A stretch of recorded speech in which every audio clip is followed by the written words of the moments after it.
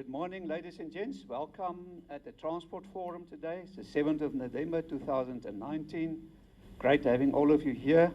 We're talking today all about transport, ICT and infrastructure as tourism enablers. Thank you very much for Cape Town Air Access hosting us today. They're a division of Westgrow, and we're also having Tsogo Sun as a venue sponsor. Thank you very much for your kind support. It's great being here today, and we love being in Cape Town. Right, just to bring your attention to the Transport Forum's business directory, you see there's a banner here to front as well. Ladies and gents, I don't want to waste your time, but the business directory is growing rapidly. A lot of companies listing there. It's only 450 rands per annum. That's really not money. We've outsourced this to a BE company to do the business directory for us. So you'll see in the feedback form on your tables as well, if you turn it around, there's a little block you can tick if you want your company listed, and we will follow up with you to have your company listed in the business directory. Obviously on our website as well, there's a link that you can click on.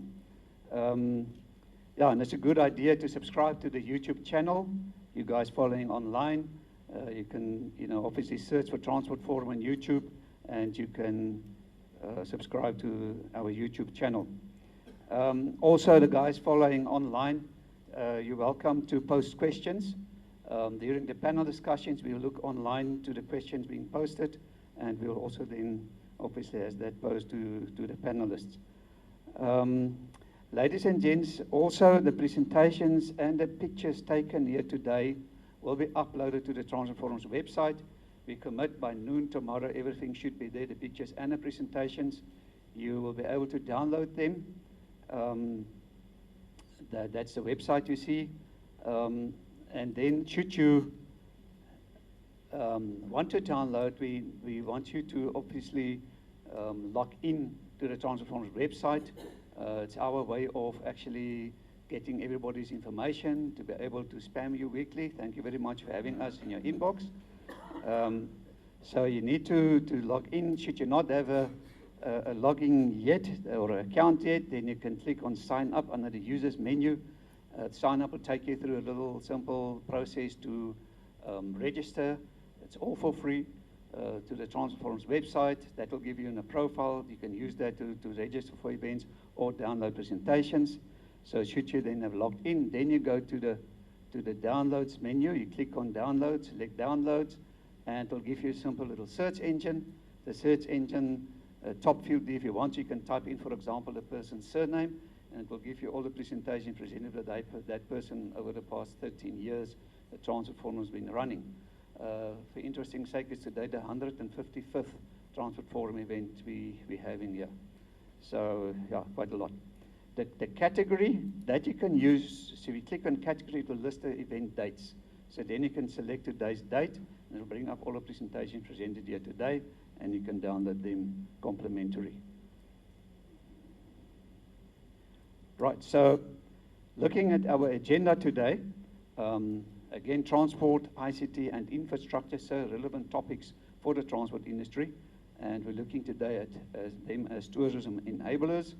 I'm not going to read through the entire agenda. You see it on the screen there, and we will, through the day, we will also put it on the screen that you can see. But yeah, it's very much about tourism enablers. Yeah, ladies and gents, you also notice that these events are complimentary. So somebody is paying for this. Somebody is paying for this venue, for the catering and everything.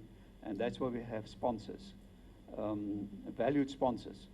And Cornelis van der Waal, he will just now tell us more about obviously what they are doing. They are our prime host for today. So I'll give them opportunity just now. What I want to do is I want to give you also give some recognition to our gold sponsors. Gold sponsors are annual sponsorship people take on with the Transport Forum. So they commit to sponsor for a year, and $6.5 grand per month. It's peanuts actually if you think what they're getting for the sponsorship. And I'm very proud in announcing that we've got a new sponsor this month. We've got Paxi. So I don't know if Bronwyn, is you guys going to say a few words? Where's Bronwyn? Or Ron, you want to say a few words, please? Let's give them a hand. It's a new gold sponsor.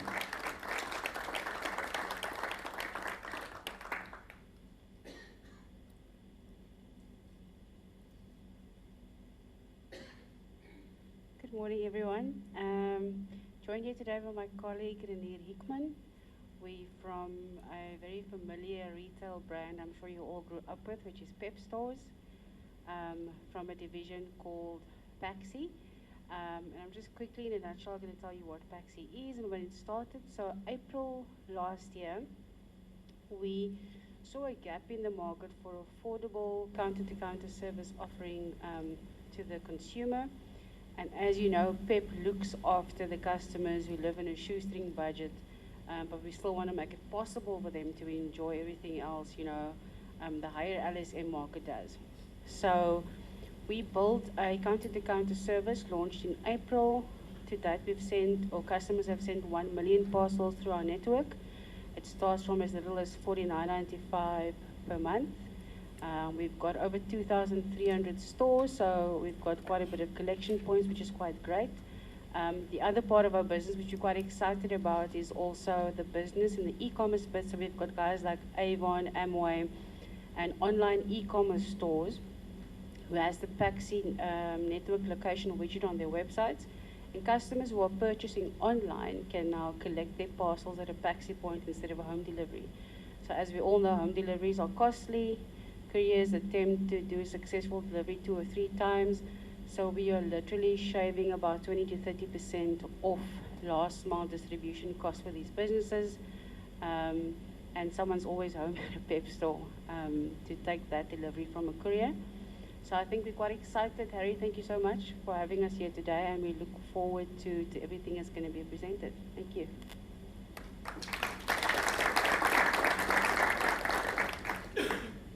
Thank you, Bronwyn from Paxi. Great what they are doing, and surely we're going to make use of your solution. Next gold sponsor, ladies and gents, is Kulula, or actually Comair. You know that they actually operating British Airways in Kulula. So Comair and the Kulula brand is a gold sponsor of the Transport Forum. So myself, I travel Kulula proudly, and we've got lots of appreciation what they do. We tried our best to get Ronelle Stander, the CEO, here today, but we couldn't get the diary open. She already had other commitments for the day. She really wanted to present, but she just couldn't do it. So Ronelle promised us that our next event is 5th of December this year. It will be in Johannesburg, and she will be presenting that day. So maybe block 5th December. Maybe you come and visit us that side. Going to be a great event. A lot of CEOs under one roof again. You know, that's the power of the Transport Forum. They say that's the only platform that can bring all these executives under one roof simultaneously. And so we're proudly doing that. Excuse me. Then we've got Global Trade Solution. It's all about imports and exports. Gold sponsor, the first year gold sponsor. We've got the Open Learning Group. Ladies and gentlemen, obviously can pick up all the links on our website for these companies. I don't know if there's somebody from Global Trade Solution here today. No. Open Learning Group, I don't think there's somebody here. They're based in Johannesburg, but obviously national footprint. Oricon, consulting engineers. I know there's people from Oricon here. Nobody from Oricon? Want to say a few words perhaps? Not now. All right. So Oricon, consulting engineers. They're the second year now gold sponsor with us. Thank you very much, Oricon, for your support. We've got Freight and Trading Weekly. They actually from the Now Media Group. Is Liesel here yet? No, Liesel is coming. She will still join us. Journalists from Freight and Trading Weekly. They've been substantial, ladies and gents, from the start of this Transport Forum, giving us exposure. When this Transport Forum started about almost 13 years ago, we did it as an internal initiative in Arivia.com. Some of you might remember that. It was owned by the state. It was a merge between Transnet, Eskom, and Denel's IT divisions. And and I was part of that furniture those days. So our task those days was to help the IT people to engage on a business level in the transport sector. That's how we started the Transport Forum. So internally, we started these events in Arivia.com. And other companies heard about our events and they asked me, listen, can we attend as well? So they started joining in, and we had it every first Thursday of the month. And then the media heard about it, especially people like Freight and Trading Weekly and so on. So they started joining in, and then we realized we've got something running here, and it was blessed because today it's one of the most powerful platforms of transport for communication. Yeah, and also many thanks for Kobe Heyman sitting there at the back. Can support her, ladies and gents, for communication. Engage with her. Kobe, maybe you can just stand up for a moment. There's Kobe at the back. She helps us a lot with communication, so engage with her during the break. It's really very professional on what she does. We also got C-Track. C-Track, come and say a few words. They're hiding, I know they're here. Nothing, okay. Right, C-Track, making our assets visible. They've been part of us since the start as well. Nick Flock those days and his team. Fleet Management Solutions, gold sponsor for the entire life of the Transport Forum. We've got Railways Africa magazine as well, Philippa Fox, all about rail infrastructure. We've got VIX Technology. Alex, you guys want to say a few words, please? I'd just say thank you for arranging this, and it's a fantastic opportunity for everyone to collaborate and share ideas. Thank you, Alex. Thank you, Alex. Ladies and gents, VIX is modeling, automatic fare collection, making sure that your revenue systems actually run fluently and integrated to the Munich systems and so on. Very professional organization. And then we've got WITS, Transnet Center of Systems Engineering. By coincidence, it is Alex who just spoken now from VIX, is his brother, Nick Clute Hopkins. They actually a gold sponsor now for 4 years with the Transport Forum. So those are our official gold sponsors. We obviously got other sponsors, ad hoc sponsors as well, such as WNS. Don't know, where's Mike? Mike Butner. There he is. Mike, thank you very much for your support as well from WNS. You can engage with Mike as well. Information technology, call center solutions, and so on. A lot they can offer you. Universities like University of Johannesburg, University of Cape Town, University of Stellenbosch, University of Pretoria. They're all ad hoc sponsors of the Transport Forum. So let's give all these sponsors a big hand.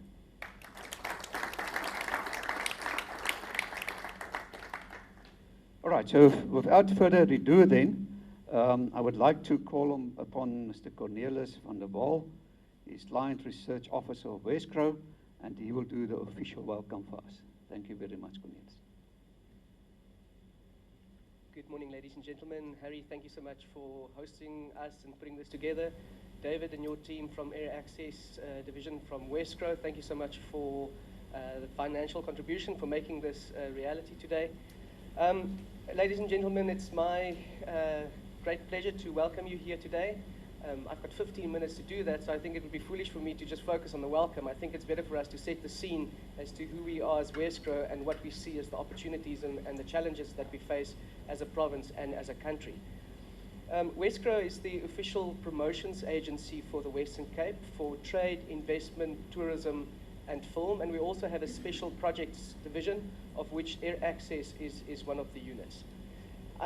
If you want to know more about what we do as an agency, I'd be very happy to engage with you on a one-to-one basis. But in essence, our job is quite simple. We need to grow the economy and create jobs for the plus minus 600,000 people in our province that is capable and willing to work but unable to find a job. Quite a daunting task. Maybe just to set the scene, if we look at South Africa, we're the second largest economy on the African continent. And if the Western Cape, right, closer, there we go. If the Western Cape had been an independent economy, it would have been the 12th largest economy in Africa. In other words, the output that we have as a province is more than what you have in countries such as Tunisia, Ivory Coast, the DRC, and Cameroon. And if Cape Town had been an independent economy, it would have been the 17th largest. So it's significant what we do as a city. It's significant what we do as a province, and we shouldn't forget that.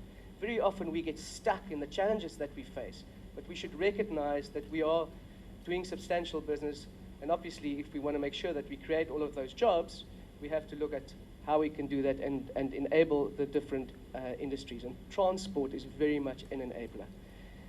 If we look at what our economy consists of, You'll see that manufacturing accounts for approximately 15%, agriculture for about 3%, other industries about 7%, and then pretty much 80% of our economy is in the services sector. So we are a services economy in the Western Cape. It's really important for us to recognize. We would be foolish to think that we are able to grow ourselves out of the poor economic position that we are in. For so many years, South African companies have been complaining that they are so far removed from the international markets. But if we look at what is happening right at our doorstep on the rest of the continent, you'll see massive growth. Growth in many areas in excess of 6% per annum, sustained over multiple years. Countries that are currently diversifying their economies away from single commodities. And we see particularly two big clusters developing. The one is in East Africa, where there's a lot of positive growth and significant growth, over 6%, and then select pockets of growth in West Africa as well. Now, if we look at who we trade with as a province, you'll see that the rest of the continent has been our largest trading partner for the last 5 years, overtaking Europe, which traditionally had been our largest trading partner. We've seen significant growth as well in trade with the USA, in particular under the benefit of the AGOA agreement that we have. Now, 6 of our top 10 export products are in the agricultural space, and I've indicated previous to you that the agricultural industry only account for 3% of our economy. But the world knows us by our agricultural product, and for that reason, it is important that we as a province and as citizens support the agricultural industry properly. If the Western Cape had been an independent country, and I'm not advocating for that, it would have been the 5th largest exporter of agricultural product on the continent. We produce and export approximately 1 million bottles of wine per day, which is only 4% of global output. We are responsible for 2/3 of all beverage exports from South Africa. We export 49% of all agri and agri-processed products on the continent, and a large portion of this is going into the rest of Africa. In fact, 5 of our top 10 export markets are in the rest of the continent. Namibia being our largest trading partner, which is quite interesting. Namibia only has 2 million people, yet it's our biggest trading partner. Yet, if you were to follow the goods, you will find that it's actually destined for Angola and the DRC. This is on the back of a truck. Surely this should be going via ocean or train. Telling a very, very negative story of what we should be doing in terms of transport and the cost associated of doing business on the rest of the continent. The other major markets that we serve, the UK in 2nd position, the USA in 3rd, in 4th, Netherlands, which is obviously inland port for much of the product into the Netherlands, and then China also making a guest appearance there next to Germany. Now, in the last 10 years, we've been able to create approximately 500,000 new jobs in the Western Cape. And in 2017 and 18, we created 75% of all jobs in South Africa, clearly telling a story that the Western Cape is a province of hope, where there is growth and more opportunity than in the rest of the country. And if we look at how these jobs are created, it is quite interesting, because at the moment, there is a massive focus on foreign direct investment into South Africa. In fact, it's such a big hype that there's a national conference currently taking place in Sandton with regards to this. But if we look at what is the story in the Western Cape, you'll see that over the same period, the 10 years, we had 299 foreign direct investments into the Western Cape. Those investments generated 20,000 new jobs. So from the 500,000 jobs created, 20,000 were created as a direct result of foreign direct investment. This is less than 5% of all jobs created.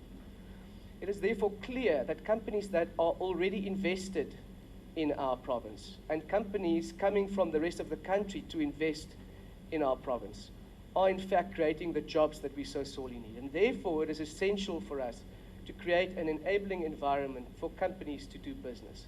And for us as Wesgro, that is one of the biggest responsibilities that we have, to help connect the state with private sector, to help remove red tape and enable opportunities for growth. David, I'm not going to steal your thunder with regards to the air access, but the unit has been hugely successful in connecting Cape Town and the Western Cape with a large number of international destinations. Deirdre, I'm also not going to steal your thunder when you tell everybody about the challenges that we now face as a result of the capacity constraints, because we have more aeroplanes than people than what we can cater for. But this is a great problem to have. This means we are going to invest significantly in new capacity. But it shouldn't just be in the airport. The harbor is also at capacity. Our rail system has fallen flat. More than half of rail passengers 3 years ago are now on our roads. Cape Town is the most congested city in South Africa. Hence the comment that some of our people are stuck in traffic being very, very apt.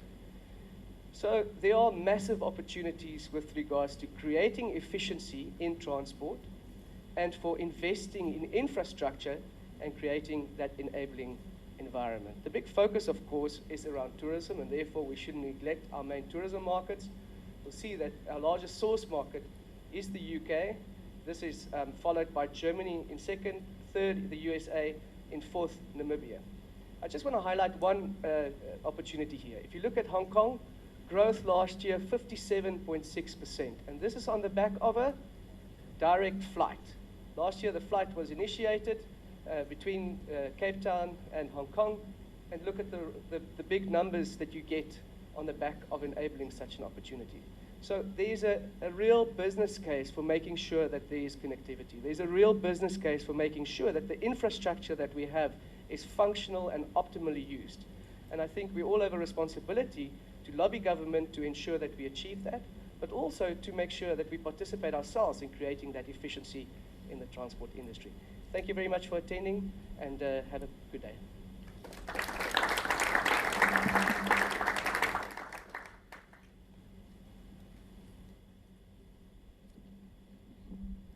Thank you so much, Cornelis. Great being here.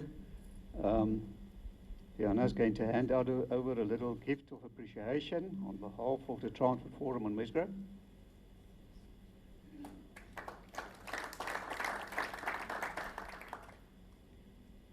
All right, our next presenter then will be Mr. David King.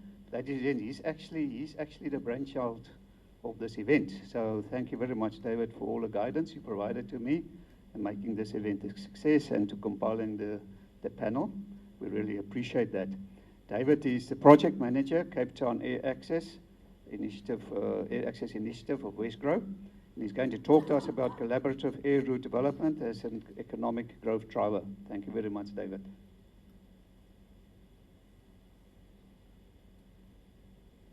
Thank you, Harry. And thanks, Cornelis.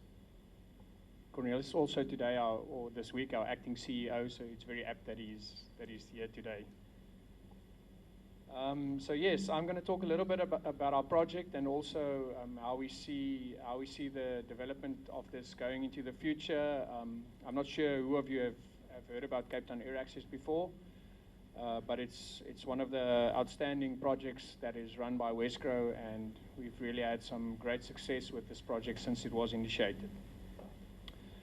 So I don't want to do too much of what we've done before. I've got a few new slides today, actually. I'm not sure what story I'm going to tell, but at least the slides will be interesting, I think. So just a little bit of background for those of you that don't know. Cape Town Air Access was initiated in 2015, and it was due to a few factors that really had a negative effect on Cape Town and the Western Cape. And what happened is in 2012, SAA terminated operations out of international operations out of Cape Town, which obviously reduced the access into Cape Town quite significantly. And then in 2015, Virgin Atlantic also withdrew out of Cape Town on the London Heathrow route. So that really created a poor connectivity with the rest of the world, and any economist or transport planner will tell you that you need connectivity and you need access to create and enable tourism and trade. So we also had a lot of poor connectivity into the rest of Africa, and that is one of our main aims of this project as well, to increase that. So at that same time, AXA started with the Aerotropolis discussion and the whole idea behind the airport city and the airport driving growth and development within the city. And multiple players were engaging the airlines. You know, the airlines didn't know who's hitting them from which side, and it just created a lot of confusion. So the Western Cape government, led by the Department of Economic Development and Tourism, initiated some studies to see what the effect of increased connectivity would be on the province and on the city. And out of this, you know, the Cape Town Air Access project was born. So they decided, you know, they'd rather hand this over to, you know, to someone that can drive the implementation as well. And it was decided that Wesgro would house this project. So we've come a long way, but I think this is an example of one of the true collaborations that work within South Africa and the world. And we've had a lot of recognition for this as well. Won a few awards together with the airport, and it's been really successful. So we've got 6 partners that really form part of this initiative in government, and it's on all 3 spheres of government. So we've got the City of Cape Town, the Western Cape Government, Cape Town Tourism, AXA, South African Tourism joined us last year as a partner, and then obviously Wesgro that drives the project. And what happened is we also started involving some of our private sector players, because we saw that, you know, the funding that we need to talk to the airlines is obviously, you know, it's much greater than what we have available. So luckily we found some very strong Western Cape businesses to help with this partnership, and currently Naspers, Investec, Togosan, Oasis Holdings, the V&A Waterfront, and then Leo Collection is part of our partnership. And the key to success is all of these partners contribute financially to the project. So they've invested in the project, they're not sitting on the sideline, and they really drive the strategic goal and direction of this project. So I think that's one of the main reasons that it's very successful as well. So some of the results, we always tell that in the first year when we started, the goal was to get 3 new routes in 3 years, and in the past 4 years we've got 60 new routes, so it's really been very successful. We've also had route expansions, and that's the continuity that we need. Is when an airline comes to Cape Town, then they also expand when they're here, so they don't just, you know, stay with their frequencies or the length that they fly. They always increase this. So we're very lucky to already have 22 route expansions as well. Currently we have 23 airlines flying into Cape Town. Our business class passengers is also very important, because that drives the profit for the airlines, and the growth has been significant. So last year we had 10% growth, and the year before that 15% growth in business class. And this also creates the picture of Cape Town not just being a tourism destination, which is very important for our image in the outside world. So this has also meant that the seat capacity at the airport has doubled. There's 1.5 million seats extra now, which creates a lot of pressure on the infrastructure, and I'm sure Deirdre will tell us a bit more about that. But the growth has been significant, 16% in 2016, 20% in 2017, and last year with the issues we had around water and a bit of the safety issues we had as well, we saw 9% growth, but it's still significant. You can't grow in double digits every year. You will bring the airport to a standstill. So this year we're a little bit more subdued. I think we're sitting at about 3% growth now, but it's still positive, and you know we're not showing negative growth. Air cargo also very important for us, or becoming more important. That also drives the profit of the airlines, and that had significant growth in 2017 of 52%. Cape Town doesn't have any big international dedicated freighters, but all the freight is currently transported in the belly of the airplanes flying. But this is also for us going into the future really a strong focus area, and I think that's where most of the Transport Forum attendees can also assist us in creating our network, and making sure that the airlines connect with the right people and the right shippers and freight forwarders in Cape Town. So Cornelis did steal my thunder, but I've got another picture to show. So this was our route network in 2014, and he's already shown you the other one, so this is what it's now. So you can see there's been quite a significant increase in flights into Cape Town and routes. We're very proud to also announce that 16 December we'll get our newest airline flying into Cape Town, and that will be United Airlines. The first, direct flight in a while from North America to Cape Town. And we really hope that you would support this flight. It's only going to be a seasonal flight at the start, but we're really hoping that it will return into a year-round service. And then also important for us, our connections to the east, Cathay Pacific and Singapore Airlines also very important. And Cathay is also only has a seasonal flight now, but we're hoping that they will also increase later on. So our focus areas, just a quick peek into the future. South America is also very important.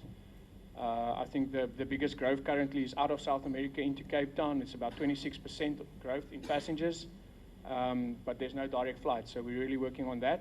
We're also looking at Australasia, of course. We had a big meeting with Qantas a few months ago, and they're very interested, but they're also, at the moment, just working on their Johannesburg route to make that a success. And then West Africa, as you can see, there's nothing in West Africa. Unfortunately, you need a strong airline that can fly, and there's no airline available currently, so we're just looking at how we can improve the connections to Africa as well. So what was the impact of this project economically? I've tried making a few slides to show that, and the first one here is just showing the increase in seat capacity at the airport. So you can see there's been a big growth trend in the seat capacity, and obviously the passenger profile follows that. So yeah, you can see that it, you need the seat capacity, and then the passengers will also increase. So that's basically what this shows, and it also shows that there's really been a significant growth in the seat capacity and the passengers. The same picture, but just with the load factor added to that. So you can see that our load factor has come down a bit, and I'll have another slide about that later on. But I think we've done so well in increasing the seat capacity that during certain times of the year there's just not enough passengers to fill up those seats. So that's something that Wesgro and the rest of the tourism sector in Cape Town really works hard on, especially during the winter season where we don't get a lot of international tourists coming. So what has this meant? In terms of the direct tourism spending that we feel that we've contributed to the Western Cape economy, for the last 4 years, it sits about at 5.4 billion rand. So that's a very significant figure to have to quote as well. And this is just based purely on what we see as the extra tourists that we've brought into the city because of the capacity that's been created. You can see again, if you index that seat capacity and passengers, you can see there during 2017, 2018, we had a little bit of a slower growth in terms of the passengers when the seat capacity increased, but we're expecting it to come a bit closer this year again because we've lost some of the capacity. Emirates withdrew their third flight out of Cape Town, which had a significant impact on the number of seats available in the city and for flights. So the seat capacity grew at a compounded annual growth rate of 12% per year over the last 4 years, and the passengers grew at 11%, so a little bit lower. So there you can see the load factor picture. This is what I've been talking about as well, where we had less flights in the beginning of this project. We had quite a high load factor, but this has decreased. I wouldn't say significantly, but it's decreased quite a lot, and currently it's at 73%, but I think it will end up at about 78 to 80% at the end of the year because we're going into our peak season now. So this is obviously also on financial year, so we're also looking at the first 3 months of 2020, which is our peak season in Cape Town. The interesting thing that we've started looking at that's important for the airlines is the yield that they make on the route, and a lot of airlines have told us that they're struggling with their yields on this route. So because it's a very long distance that they fly and it's far from the main markets, and there's a lot of competition from some carriers, they really have to bring down the prices, and that also influences the yield. And a lot of the airlines also fly older planes to Cape Town, which we're also trying to change that view for them, bringing in some of the newer efficient planes. But if you look at in rand terms, a good yield is about 90 cents per kilometer, and Cape Town sits at about 65, 69, 70 cents. So it's not bad, but it's not the best that it can be. The regional carriers make the most because the shorter distances they make more money than the longer carriers, but they have to compete with the Middle Eastern carriers, and they really drive the price down of flights. So for any airline that comes to Cape Town, this is something that they need to look at, and that we need to convince them that they can still make enough money out of the route. So in terms of everyone always asks us about the fares, but I think if you look at the fares, it's been consistent and it hasn't really increased.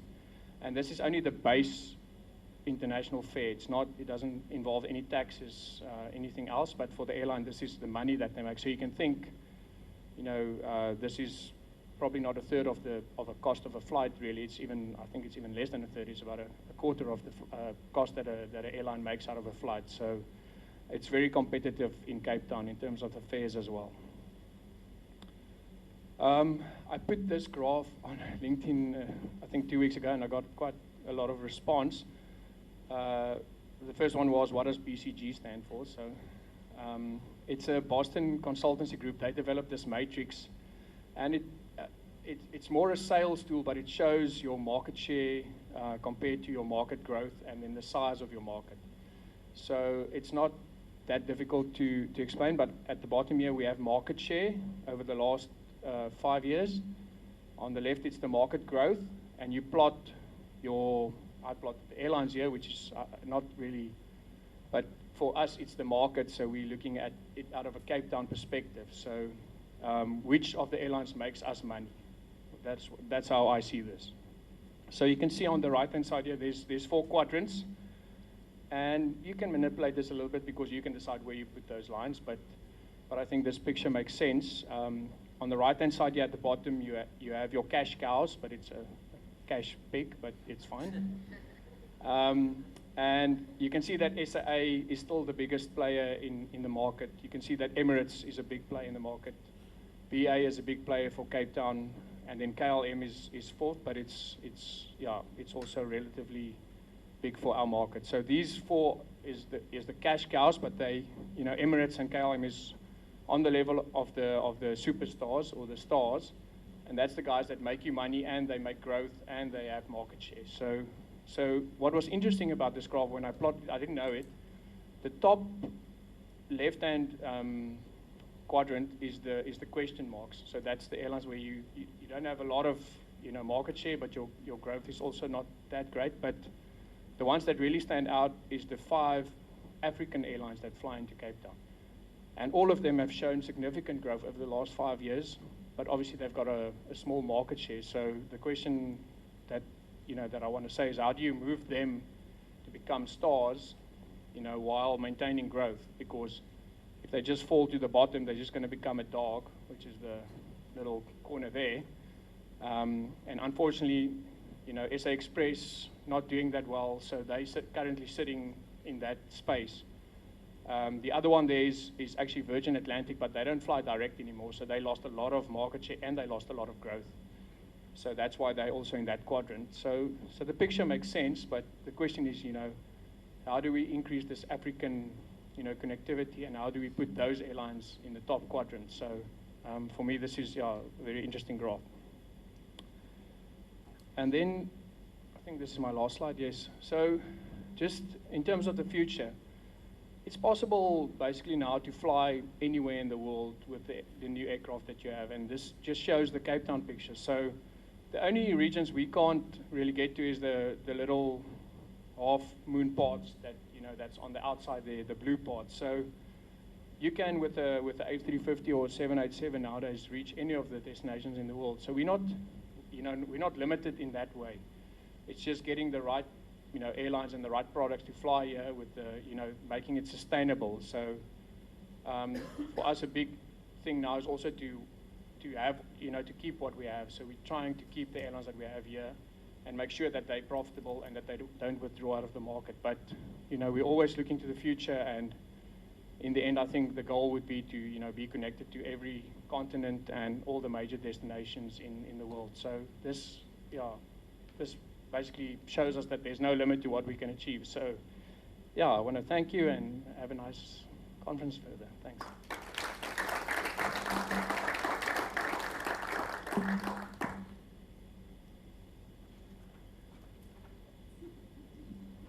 Thank you so much, David.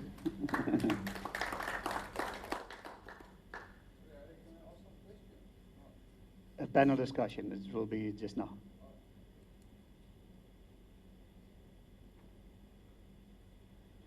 All right, thank you, David. Our next presenter then is Corné Koch. She's the head of Convention Bureau from Wesgro. She's going to talk about destination resilience, turning crisis into opportunity, a Cape Town case study. The case study is always nice to hear about. Thank you very much, Corné.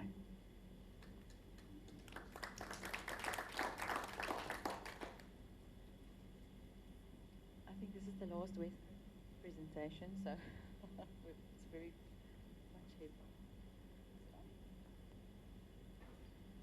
Good morning, everybody.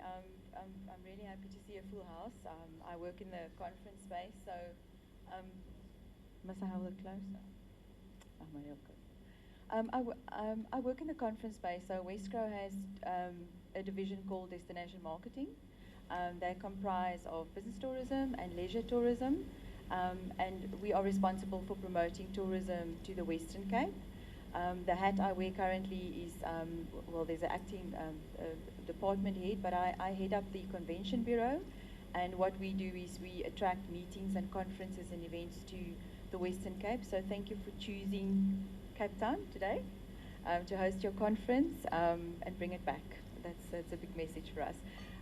So I think there's a lot of discussion about the value of tourism, and tourism is actually a key economic sector for the Western Cape. So it really gets a lot of attention, and it's an exciting space to be in, but it's also a very daunting space because of the jobs that it creates. We've all alluded to that, and David and Cornelius has talked about that this morning.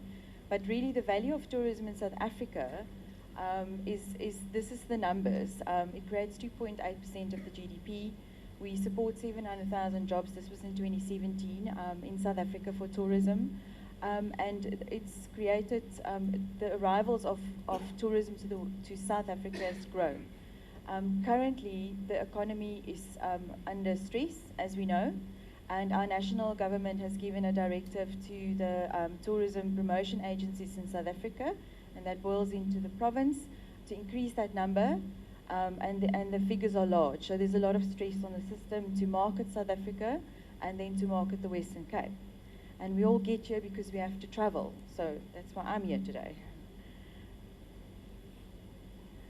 Just quickly, this is what we're looking like internationally. This is tourism arrivals. It continues actually to outpace the global economy. There's 1.4 billion international tourist arrivals last year in the world in 2018. So these are really, really big figures, and it talks to a lot of stuff that David's alluded to, airlines, and obviously the fact that we've got all sorts of means to travel that helps to increase tourism. That's really great, but there is also a strong demand for travel. So luckily, I think the transport sector is not going to be out of jobs quite soon, but that's really big figures, and it's something that gets a lot of attention at the moment. This is what we look like in Africa. There's growth in Africa. I'm not even going to go there because David's spoken about it, and Cornelius, but that's really looking good for us. And particularly that the sub-Saharan African performance is looking great, and that's obviously our neighbors, so those are good figures to know. Just to stand still at the tourism export and how this looks in terms of international, the international figures, it does show you that they are, tourism is an international export, it's seen as that, and it's part of the services sector and the buying and selling of this product. So just giving you some numbers on that. Cornelius talked to this slide. These are our core international markets, and they really, we're monitoring them really, really close. And I think the nice thing is that they are aligned to what the air access strategy does, and I think the fact that these are combined and a collaborative effort makes these things work for us, and we can actually see the growth in those. However, I'm here to talk about a case study. I would imagine everybody's from Cape Town. So a year ago, we would have had water in everywhere. We would have had glasses on the table because they cost money to wash. You would have had just your bottles. You probably brought your water from home, and you probably took a 2-minute shower, and I hope you still do. So, so I'm not even going to go there. The problem is that we knew about it, we didn't see it coming, or some of us did, and it was really a big effect. That's obviously the global pattern for that year, last year, this time. This was the Cape Town rainfall, and we all know what happened, and that it actually was quite detrimental on us living here. But the worst thing is that it created a perfect storm for us in marketing, and that's what I'm going to talk to you about today. These are images and visuals we all saw. The bad thing is that these were sent internationally, and what people who tries to visit South Africa and Cape Town saw was all these things together with the wonderful stuff we all put out on social media. And we talk about the fact that we don't have water, we look like Armageddon, it looks like we're going to, the army is going to come in and actually ration our water. It went to CNN and BBC, and that in terms of international marketing, attracting a traveller to the Western Cape was very detrimental to all these figures that we've just shown you. So we had to do something. The fact of the matter was we weren't alone. All of these countries were going to be running out. Some of them were going to be, Sao Paulo had less than 20 days left in 2015 for their 21.7 million people. London had a rainfall of only 600 millimeters in a particular year, and they are at risk as we speak today. And we know obviously the rest of South Africa is still at risk. We're very lucky to have reversed that because we had rainfall. But this is the global situation, and that's not going away, and we need to know that. We know what caused most of our global warming and the greenhouse effect, and I'm definitely not going to start preaching about this here because I think we're all in the sector and we understand this, but obviously that's a big a matter of concern, and it doesn't help that we all want to travel and we have to actually deal with a problem of what are we doing with the greenhouse emission, with the fossil fuels and all of that sector. But that's obviously what caused it. We do know that we are in South Africa. We are either very dry, most of it, or it's too wet, and we're going to not. This is going to stay, and we need to do something about it. So we had a water crisis. We had an image problem. It was here. We couldn't do much about it. Media went out, and how do we deal with it? And how do we actually talk to a visitor that's sitting somewhere, and we need that person here because we need the jobs to sustain jobs? And how do we talk to somebody that wants to choose to visit? So this is really just what happened, and we all were here. There were some campaigns. The city put out campaigns. The noise about the day zero was a problem. We tried to manage the word day zero because the city put it out to make sure that we as visitors know how serious it was. But day zero in international term, really, like I said, it sounds like an army. It doesn't look good. And people were reusing day zero all along, and we needed to manage that. So we literally arrived at a point of how are we going to do this? The crisis is now.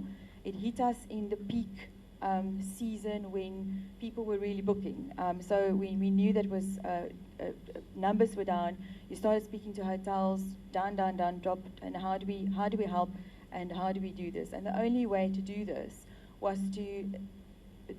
David speaks about partnership, Wesco has partnerships, and this is, again, what happened. So we had to do a quick word out to trade to say, this is the facts, this is the figures, this is what we still have water.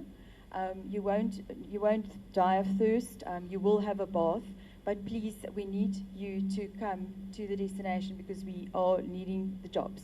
We need to support that job. So these are federations of tourism in South Africa, and they all have members. So the quickest way was for us to talk to travel trade and say to them, when you speak to your client, please tell them these are the facts about what the water situation is. That's the only way, because that's the only way we can speak to an end client, is by using a word of mouth and not what you see on social media, and it's very hard to manage that.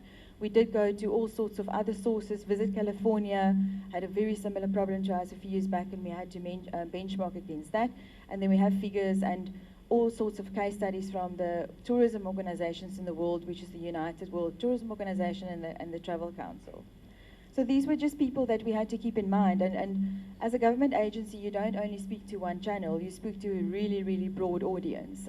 Those include the travel trade, your visitors, the media, the citizens, and how do we actually do this message? So what happened was a war room. We called it a water war room, but it was a communication center. The water war room is an internal term, so because we like to be in the army.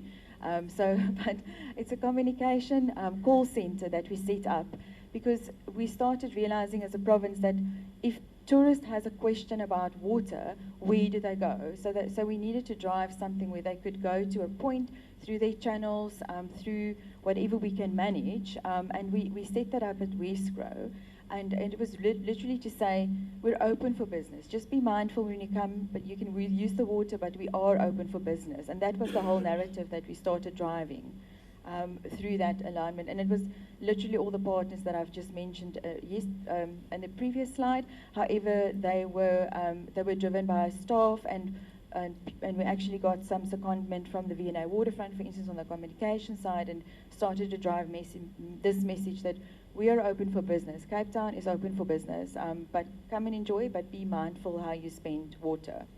That's just a look and feel quickly. A website is actually still up today. We still update it because we still have those water questions. We still get people that they're not worried about safety, they're worried that we're going to have water. So that's still a big challenge that we're dealing with as of today.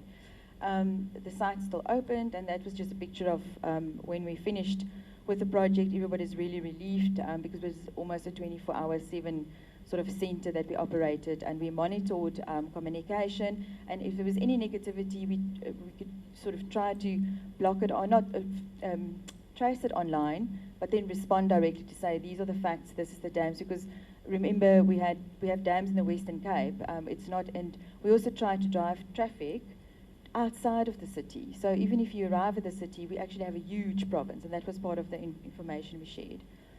So obviously this is what we were looking for, and we wanted to change the narrative to the more positive news, and obviously here we are today, and we have a really nice story to tell, but the monitoring we did was to track the negative publicity right to the Guardian, for instance, and say, please, these are the facts. When you report next, can you do it properly? And these are the facts you can report on. So that was a big thing we did. The website had 633 million opportunities for people to see and engage with it. So in our world, the number really means a lot. And that's the only way we can sort of, hopefully, we reached a few people.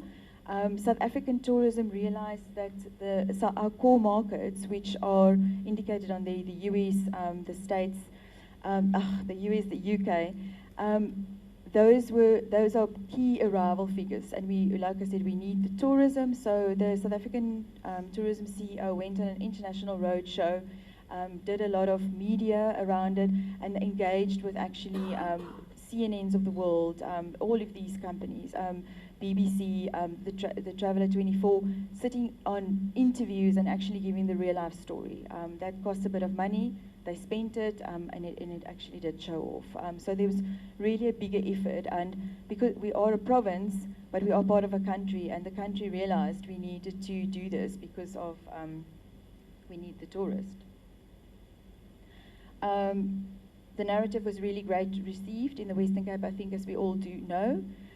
Even as far as your event management companies during this time had all sorts of water-wise messaging and latching onto the water-wise idea that came out. We all know that the Cape Town, the marathon had gone green, or less water during that year, and you had all sorts of festivals that drive a narrative to say, we are saving water, but please attend the event. It is not just water. Anything that actually affects a person from a perception of being unsafe, or that you have listeriosis, or that you have Ebola, They do think that Africa is so small, that Ebola being north, that it's our neighbor and that it affects us directly. So things like that creates a perfect storm in a marketing narrative, and it immediately has a direct influence on travelers. So it's not just water, but what do you do with a crisis? And we love this slide. We can't get it go to waste. So you literally need to do something with it. And the room, the communication center was one of them. However, the problem is that we needed to look into how are we now getting into the minds of people who now pushed us out for another year and said, we're not choosing South Africa or in the Western Cape this year, we are going to leave it for another year. The marketing we do, we speak to business, we don't speak to the consumer. Those are done by like Cape Town Tourism. They speak to the visitor, the actual visitor. So we needed to get into the headspace of the consumer. And for that, we ran another campaign, which is actually still taking place. And that will be my last few notes. But again, just the lessons learned was that you've got to act fast. You've got to also have your facts right. And you literally got to talk, and do it all over again. So here we are today. We are amazing. It's fantastic to see these headlines. The water website is being updated with the latest dam information. I mean, it's 80% full dams in the Western Cape. It's unheard of, and we are really, really fortunate because our neighbour provinces aren't. But just quickly to get you into the space again, Cornelis talked about the tourism jobs. This was the impact of the drought on the jobs, but it was we needed to do something more. We knew that we would have a dip during the drought, but we need to pick it up again, and we need to get arrivals going. So for that, we created a campaign called a Nowhere Better campaign. It's one of the most expensive campaigns we've done as a province. And we had the amazing support of these private sector partners together with province, city, and everybody who wanted to be part of this. And the campaign created was called a Nowhere Better campaign. It is currently running. And it was a narrative to say, just to reaffirm why should you visit the Western Cape. There's nothing else. We've got a Nowhere Better place, and this is the campaign is called Nowhere Better. Where do you go to have the best wine? Where do you go to have the best culture? Where do you have to be the best art?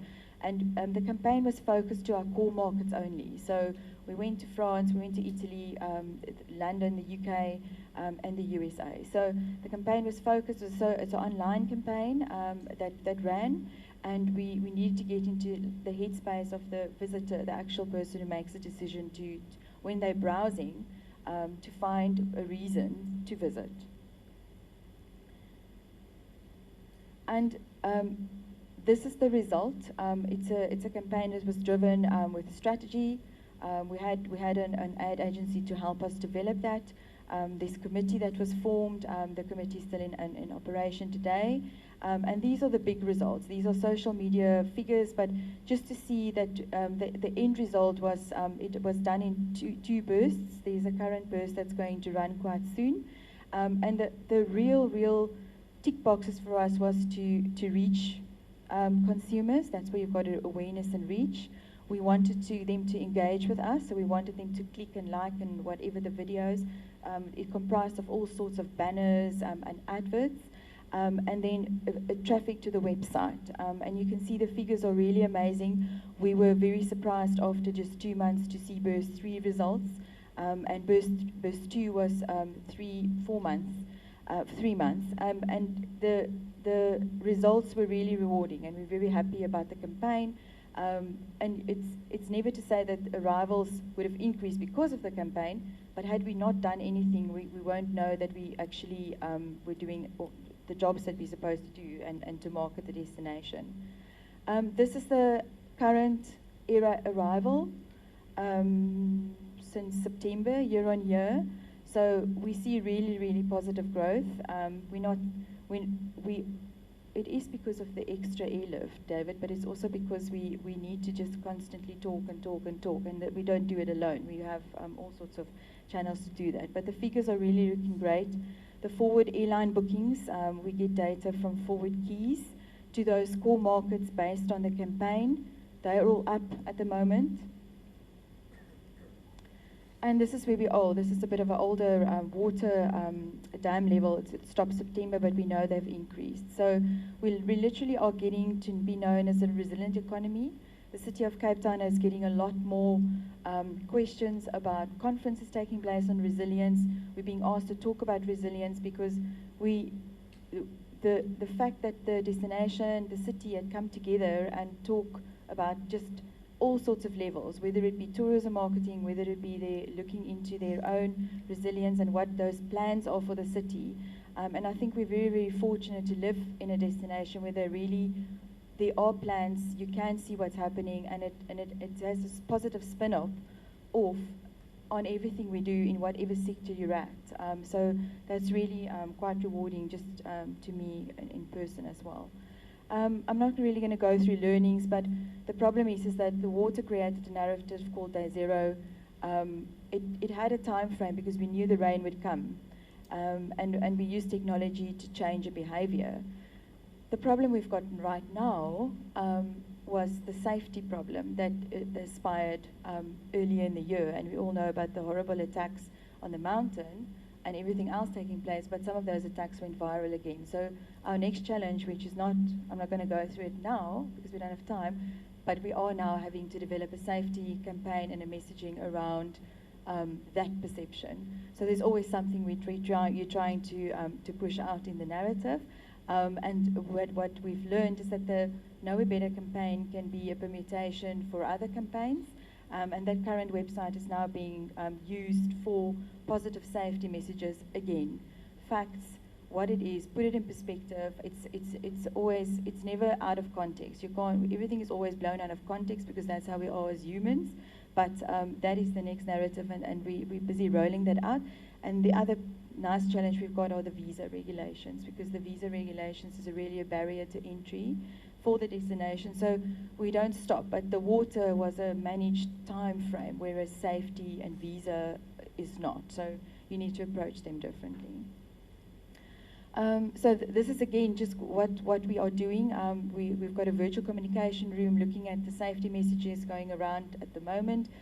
We try and manage negative comments, putting that into perspective and writing to the newspapers and saying, do you know this is what happened, put it into context. When you rewrite something, if you want to talk about how unsafe it is in South Africa or the Western Cape, please can you use this, and this is the fact. So that's currently being managed from a destination marketing perspective. We had to send a statement to our travel trade, and the travel trade it's one message, and I think that was, I didn't mention that, the water was one narrative. So we all talked the same message. So whether you speak to your conference industry or your travel trade or wherever you were, the message was, please use this message. This is crafted, it was all being signed off by the associations, and if we push out one message, we will be able to manage that perception better. This is just what it's going to look like, or it is looking like that actually right now. So we're using that as a sort of a springboard campaign website at the moment, and you can go on it and go and have a look at the video content and things on it. Because of the campaign and the duration and the money we spent, there were certain licenses that we could use from the international video, so we can't show the videos anymore. But we do develop our own content and our own videos in the destination. And the videos is obviously a great way of using it to show what we have and why you should visit the destination. And I'm going to play this video for you. It's unrelated to the campaign, but related to our marketing efforts of why. And it's a niche product in the Western Cape. It's for adventure and it's trail running. And these are the kind of videos that's on YouTube. They're available, that we use to market, and it's obviously been pushed into channels because you need to freshen that up the whole time. This video has just won an award for an international film festival, so we're very proud of it. And the award's just been awarded this week, so it's really fresh. And do enjoy it. I can't stay for the full panel, but I am available in the tea break if anybody would like to ask me some questions. So is there time for the video?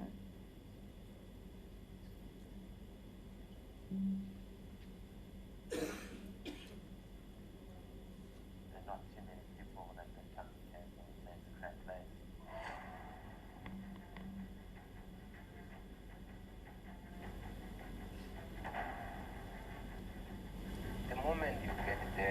the streams are flowing, birds are singing, feel the freedom.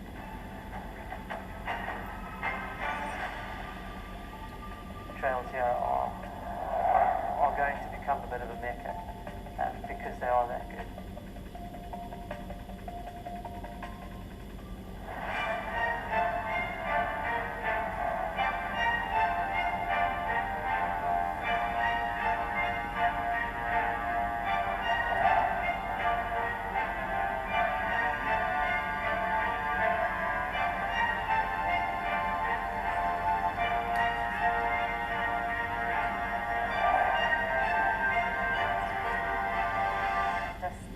Allows you to be.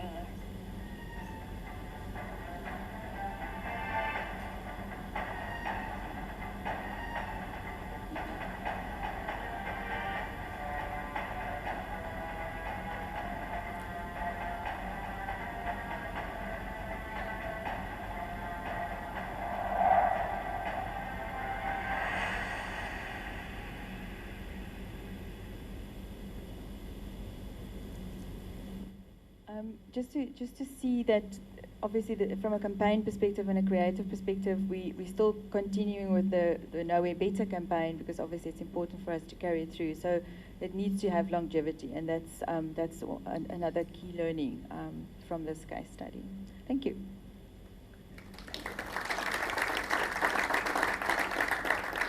Thank you so much, Corneille. Ladies and gents, you can't stay for a panel discussion. Is there a burning question for her?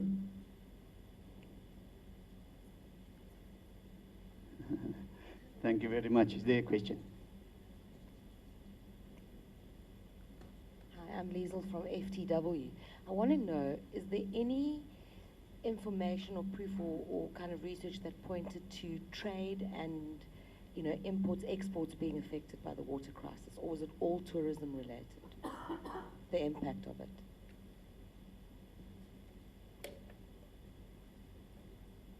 Thank you for that question. I think because I'm obviously in the tourism space, that's my only narrative that I can speak with.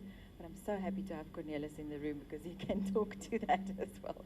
So can you answer it? It's an interesting question, that. We found that from the trade side wasn't a significant impact because people don't really care where the products come from, as they're looking at the products. What we did find, however, is that, for instance, on the agricultural side, we had a decrease in output. So, in particular in wine, we had probably about a 10% decrease in the amount of wine that we produced, but the quality was better. So the price that people will be getting for the wine will be higher, and therefore probably making up the shortfall. But we did lose jobs on the back of the drought. So trade was not very affected. Investment, similarly so, investment decisions aren't taken in 6 months. And the crisis was very much sort of a 6 months to a year type of period. Maybe in 3 years' time, when the people currently investigating investment, it will start to materialize then. But we didn't see, we couldn't link it directly to what was happening in the drought. I just want to mention one thing is that what I didn't say, the tourism jobs in the Western Cape, the direct and induced jobs is 300,000. So that's the 700, almost 800,000 jobs in South Africa, tourism jobs. We've got 300,000 of those in the Western Cape, so they're quite large. And during the water crisis, the other narrative that we did use was to say, please come, you're not going to take away my water because of my rations that I've got here with my 50 litres a day. In any time during the period of the drought, there was about 3% of the visitors in the Western Cape were tourists. The rest were all us living here. So that was a big thing that we had to push out to say this is a minimal amount of impact to our water situation, but a maximum impact if you don't attend because we then have people out of jobs. So I wanted to mention that. I remembered that now from the tourism jobs.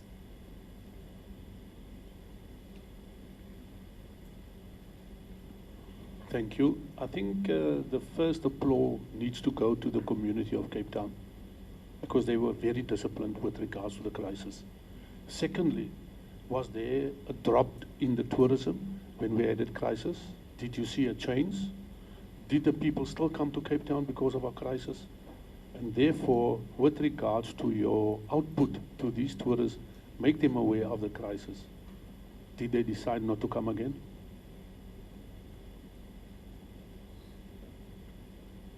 I wish I could ask every tourist that, but no. So there was a drop, and I think quickly to your point, the city of Cape Town is amazing in terms of that. They're part of the communication centre. Of course, they have to put out a different narrative to the residents, and I think the fact that we're seen as a resilient city is testament to the work that the city is doing. They actually have an entire unit dedicated, because it's not only water. There's all sorts of factors that makes us a resilient economy. So that I wanted to echo with you. There was a drop. There was a drop in visitors, definitely during that period. If we don't manage the communication to whatever we can, it's not to say that they won't that they will arrive again. So the drop might have been more this year if we don't go and speak to our travellers. We do have a high amount of return visitors to the Western Cape and to South Africa. And that's why the other things that we're doing, the strategies we're doing on investment and trade, and even on the conference space, because a business traveller will always become a leisure traveller again. But once you're here, because you're not here because you chose the Western Cape or Cape Town, you're here because you did business, but you like it so much and you will return. So that's something great for us. And the arrival figures have picked up this year. So we've not finished with the year, but we're already reaching that target that we know we didn't have last year. But during that time, there's a lot of hotels until even April this year. We're really, really concerned about their numbers and their sales figures for this particular fiscal. And it's now picking up. We're literally in our high season that just started in October. And if you look at the city, if you look at all the events taking place, and if you do try and find accommodation just in the city bowl, it is hard to find, and it's really rewarding to know that we are seen as a destination of choice, and we're very lucky to be a destination of choice, because we have a lot of attraction value for visiting the Western Cape, but we need to not take it for granted. Does that answer your question? Let's give Corné another hand. Thank you very much, Corné. Corné? Fiona will hand over a little gift of appreciation from the Transport Forum and Westgrow. Thank you so much.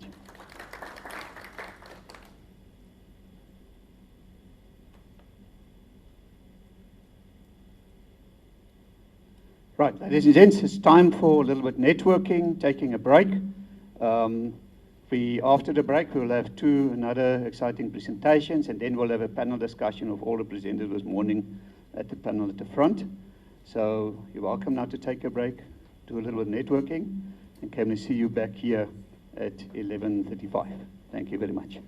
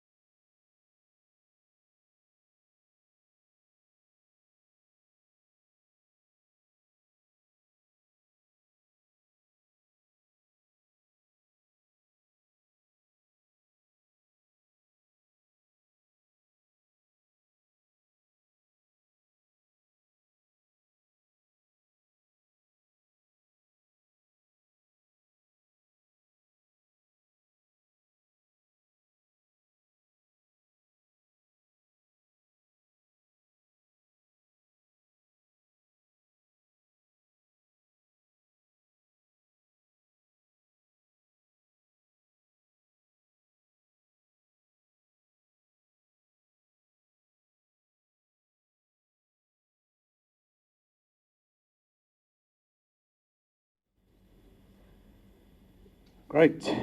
Let us begin the session again, start. Ladies and gents, our next presenter then for this morning's presentations is Deirdre Davids. She's a Senior Manager Corporate Affairs at Airports Company of South Africa. And she's going to talk to us about Cape Town International Airport expansion and land use development plans. Thank you very much, Deirdre. We've been looking forward to this.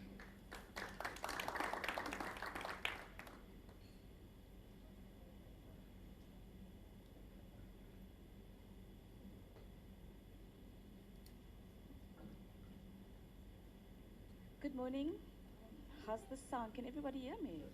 A little bit closer. Good morning, everybody. It's really great to be here with all of you today. We always value the opportunity to talk a little bit about the airport business. In fact, the people who work in aviation and airports specifically are very passionate people. And when I just started at the company some years ago, my field of study is corporate communication. We had this, we were out with some of the airlines and they said to me, you know, Deirdre, there's something about aviation. It gets into your blood. And once you're there, you'll never go anywhere else. And I remember sort of in my heart rolling my eyes like, yeah, right, please, I'm in PR and comms. I can do this anywhere in the world. And it's 16 years later. And I've got to tell you that I'm still learning. It is such a dynamic space and there's always something happening. It is an absolutely vibrant space, and then airports are also places of emotion. It never ceases to amaze me to walk through the terminal building to see these happy hellos and these really heartfelt and sad goodbyes. So it is really my privilege to be able to share with you what specifically is happening at Cape Town International Airport, and we are going to be set for the next few years. I must warn you, the airport is about to be a construction site. So Cape Town International Airport forms part of the Airports Company South Africa stable of airports. We own and operate the 9 principal airports in the country.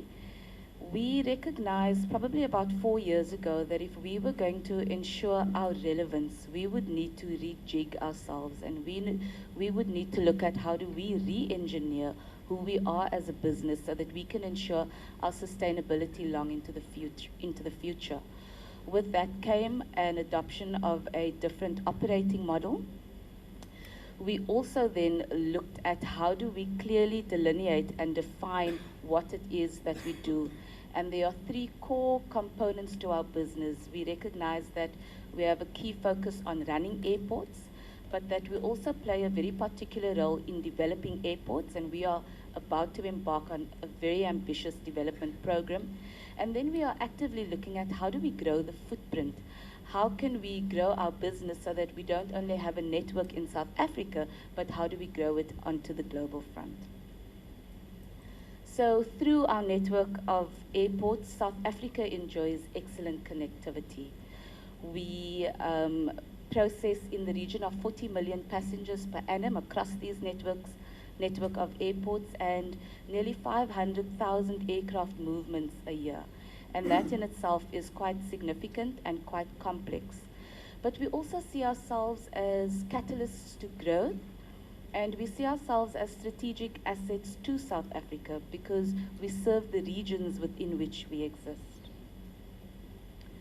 I mentioned to you earlier that we are actively looking at how can we pursue an international strategy. We have a sister airport agreement with Munich International Airport in Germany.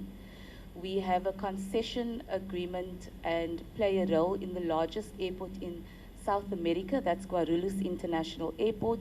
For some time now, we've had a stake in Mumbai's International Airport as well. And then we are increasingly doing work on the African continent. We play a role in terms of providing technical and advisory services.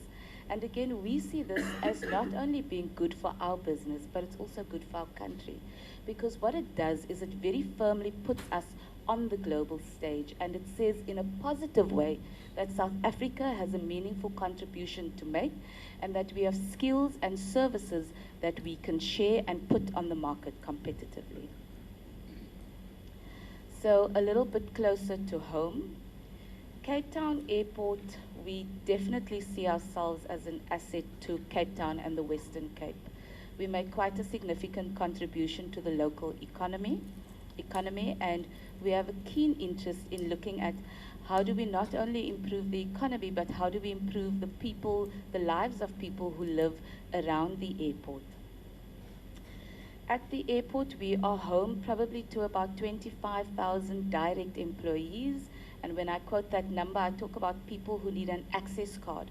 So you come to work every day and you have an access card, and out of that, AXA is probably only about 600 staff. We are extremely proud of the fact that we are Africa's most award-winning airport. And what is all the more meaningful for us is that we don't only receive these awards on a once-off basis, but it is consistent. And every day there's a team of people who are hard at work to deliver a positive airport experience. And we are the first ones to say that we recognize that we don't always get it right. It is such a complex and dynamic environment that it's easy for mistakes to happen, but we work on a concerted way with the entire value chain to deliver on that airport experience. We will soon reach the 11 million passenger mark, which is quite a significant passenger number for an airport of our size. And we can, on peak days, process up to 40,000 passengers a day. We call those days the tsunami days. And that's when the ops team has all the feet on the floor to make sure that we can deliver on the passenger experience. Also, in peak, the airlines can uplift in the region of 2 million liters of aviation jet fuel, 25,000 pieces of bags can move through the baggage belt, and it's just bustling. And if you ask me, someone who has a keen interest in reputation, what is our biggest challenge? I would say to you that it's the fact that there are over 100 different brands that need to come together and deliver on the Cape Town airport experience. David spoke earlier about the routes that move in and out of the airport. And what I just want to pull out is the fact that we've seen a lot of international growth, and I'll show you a different picture on the next slide, but we are still predominantly driven by the domestic market. You can see the shift. In the past, it was more of an 80-20 split, and we're moving a little bit closer to a 70-30% split, but the business is domestic traffic. And for those of you who travel out sort of on the early mornings, the Mondays and the Tuesdays, you know what it's like. There is a lot of movement on that front. We spoke about the fact that our key source markets continue to be the UK, continues to be Germany, and then also the States, which really makes the new airline, United Airlines, that David mentioned earlier, very, very relevant. It makes all the sense in the world for us to have that direct connection.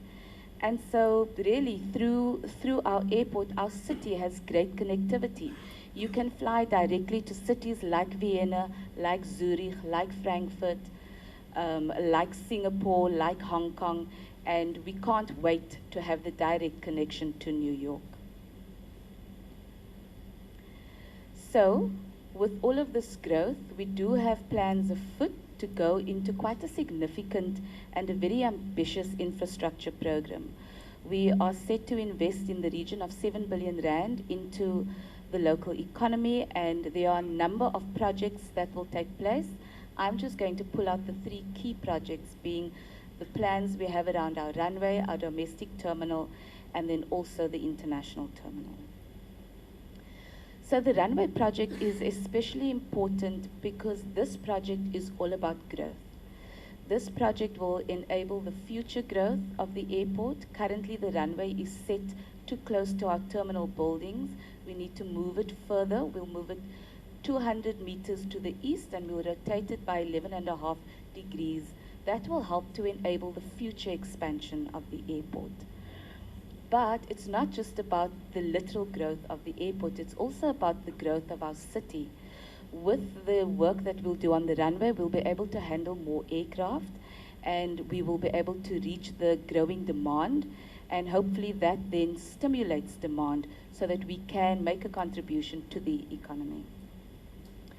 That's a visual perspective of the current runway, and just a perspective, the red dots show that we'll move the runway and then we'll change the rotation of it. What we also, and I'll talk about it a little bit later, there's a pocket of land that we bought. We'll speak about it in a few minutes, but what I want to pull out, a big thing for airports is always noise. And when we realign this runway, while we'll be significantly enhancing our capacity, because of this pocket of land that we bought, we'll actually see a reduction of impact of noise on households, which is something that's completely unheard of. So not only will we realign the runway, we will increase the length of the runway, and we will also be able to facilitate more aircraft. In addition to being able to handle more aircraft, we'll also be able to handle larger aircraft. So we would talk about aircraft with the code F, and this is typically what you would know as your A380 type aircraft. At the moment, we aren't in a position to be able to manage that aircraft, not on the runway, not without particular procedures, and then also not within the terminal precinct. I would say that the runway project, although it's set quite far from the terminal operations, this project will happen on our airfield. It won't be front-facing. It won't have a passenger impact. However, if for whatever reason there is an incident, this is one of the projects that we need to watch the closest, because it is on the airfield. And the potential for disruption would be quite significant if for whatever reason there were disruption. So this is quite a complicated project, and this has a full focus from the operational team. It's quite a lengthy project as well.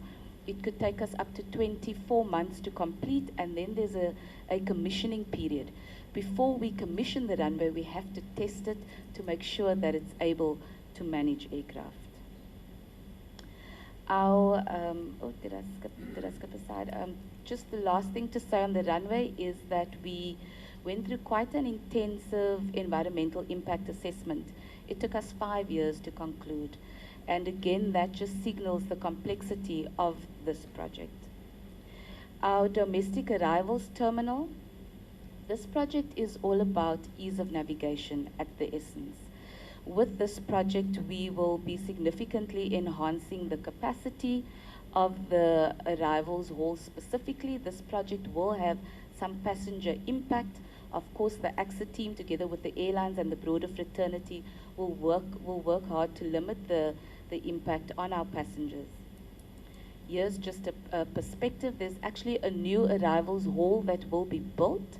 Some years ago, we had demolished what we call Terminal 5. There's a little hole if you look at where that arrow is pointing, and that's where we will build an actual new building and then link it and attach it to the terminal. I think what would be most exciting about the domestic arrivals hall is the fact that we're adding an express route. We have in the past been criticized quite significantly for what people have fondly or not so fondly come to know as the long walk to freedom. What this project will do for us is add an express route, and that I think is something that our regular travelers in particular will really value and welcome. If all goes according to plan, we hope to commence construction early next year, towards the first quarter of next year. We'll increase the baggage hall, we'll increase the arrivals hall, and we will really create a much better experience. These are just some artist impressions.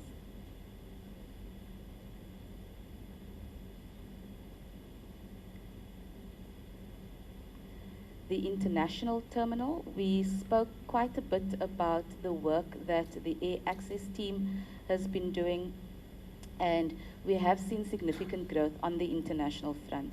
We cannot wait to begin works on our international terminal and to significantly increase the capacity of the international terminal. And so this project is really, really important because it will make sure that we are able to meet the growing demand, and it will help us to make sure that when people arrive internationally, that they have that positive first impression. The essence of this project, as I just mentioned, is really about enhanced capacity. One of the things that we will need to do around the international terminal is actually to demolish the current arrivals hall. Trying to build in an airport where operations still need to take place is quite a difficult thing to have to do. One of the things we will do for when we demolish this terminal is actually to move the arrivals hall into Parkade 1. that it will be completely different. It is, I'm seeing frowns across the room already. We recognize that that's quite bizarre, but what do? Close down the terminal? That's not an option. The team had to come up with a creative solution around how do we build this brand new terminal without saying to Cape Town that we can't keep on operating an international terminal. Voila, use Parkade 1 as your arrivals hall. We will expand the check-in area. We will add additional baggage belts. We'll also make sure that the baggage belts will be able to handle the larger aircraft, like the Code F that I mentioned earlier. We'll reconfigure immigration. I think that that's also something that will be welcomed, as well as the security area, and also significantly enhance the meters and greeters area. Just to add, in fact, for all three of these projects, we've already gone out to market. The tenders are out, and for the international arrivals terminal, with the complexities of it, it's split into two. So there's what we call an enablement works tender, and then there's what we also call the full tender. And then this is just a quick perspective. So our airport is growing. Things are happening. It is bustling. We've got world-class infrastructure. We are playing on the global space, but we sit in stark contrast to the communities that surround us. Not sure if you know this, but Cape Town Airport is actually surrounded by the most vulnerable citizens of Cape Town. And we know that we are surrounded by large informal settlements. We know that poverty levels are high, that income levels are low, that the citizens that surround the airport struggle with low education levels, and they are really vulnerable. So the conversation that we have increasingly been having at a business is how do we use our assets to improve the lives of the people around us? We recognize that in order for us to thrive, we have to see our communities also benefit and also thrive.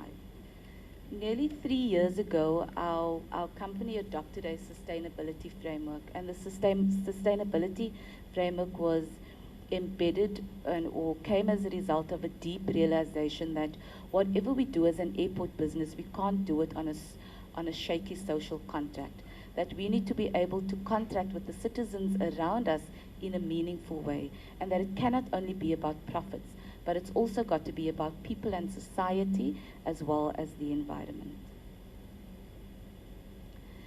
We adopted the sustainability framework at the time when we were also doing the study around the Erythropolis, where we were trying to make sense of what exactly is this Erythropolis.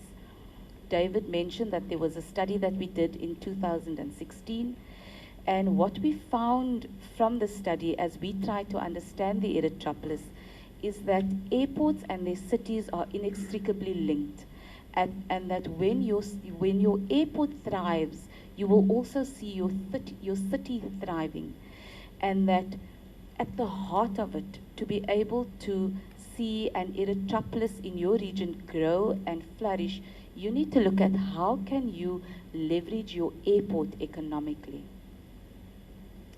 We thought that this would make all the sense in the world, given that we had an opportunity to also improve the lives of the citizens who were so vulnerable around us. And so, as we embarked and began to better understand what this Erythropolis is, we got to learn that the Erythropolis is all about ease of connectivity, it's about good infrastructure, and it's about urbanization. It is where your airport sits at the epicenter. We already had that. We had a good world-class international airport with a good runway and great terminal buildings. And when you start to look a little bit at the airport city, we had have the execujets of the world. We've got cargo business happening. We've got imports and exports close to the airport. So we found that through the study that organically Cape Town already has an Erythropolis, but we also recognized that we needed to put a concerted effort into growing the Erythropolis. This is where programs like Air Access was really, really critical, because the more we created opportunities for connectivity, the more we created opportunities for the exchange of goods and services, the more we could leverage off of the airport to improve the economy of Cape Town and the Western Cape. The value proposition was amazing. 3,000 new jobs that can get created with every new long haul flight. That is a significant contribution. We also found that work linked to airport business was 7 times more high in value, and that every 10% passenger growth would make a 2% growth contribution to the GDP. As AXA, we pulled back and said, how can we do more? How can we look at unlocking developments that would sit within this Erythropolis concept? The concept speaks about mixed-use developments, developments where you have components of live, residential, work, it's obviously commercial aspects, play. Green needs to play an important part. And I always say that we've added the African component because we're also looking at how can we add learn, simply because learning within the African context is so important. So we have 2 mixed-use developments that we are currently busy with, and that's just something I quickly want to talk to you about. Before we talk about the mixed-use developments in detail, here's a quick picture. Right on the top, you'll see the number that says 1, and that says Symphony Way Development. That's the one development that we'll talk about. You'll just below that, you'll see a solid red line. That signifies the existing runway, and then a dotted red line signifies the new realigned runway. And if you follow that dotted line, you'll go to the bottom box where you can sort of see the shape, and that's the Swartklip development. I've got a picture that I'll show you later as well. Just to pull out that there are 3 informal settlements, 3 communities, Malawi Camp, Blikkiesdorp, and Freedom Farm, that will be directly impacted by the work that we'll do for the runway. But they are also directly impacted in a very positive way because of the Symphony Way development. So I said to you that in line with the Erythropolis strategy, we've got these 2 mixed-use developments, creating spaces where people can live, residential, work, commercial opportunities, play, the green spaces, and then learn. So we, in 2015, signed an agreement with the City of Cape Town to look at, once we begin the work on the runway, we need to relocate Freedom Farm. If I go back, Freedom Farm sits on airport land. Malawi Camp is located directly opposite to Freedom Farm, and then Blikkiesdorp sits on land that the airport needs for future expansion.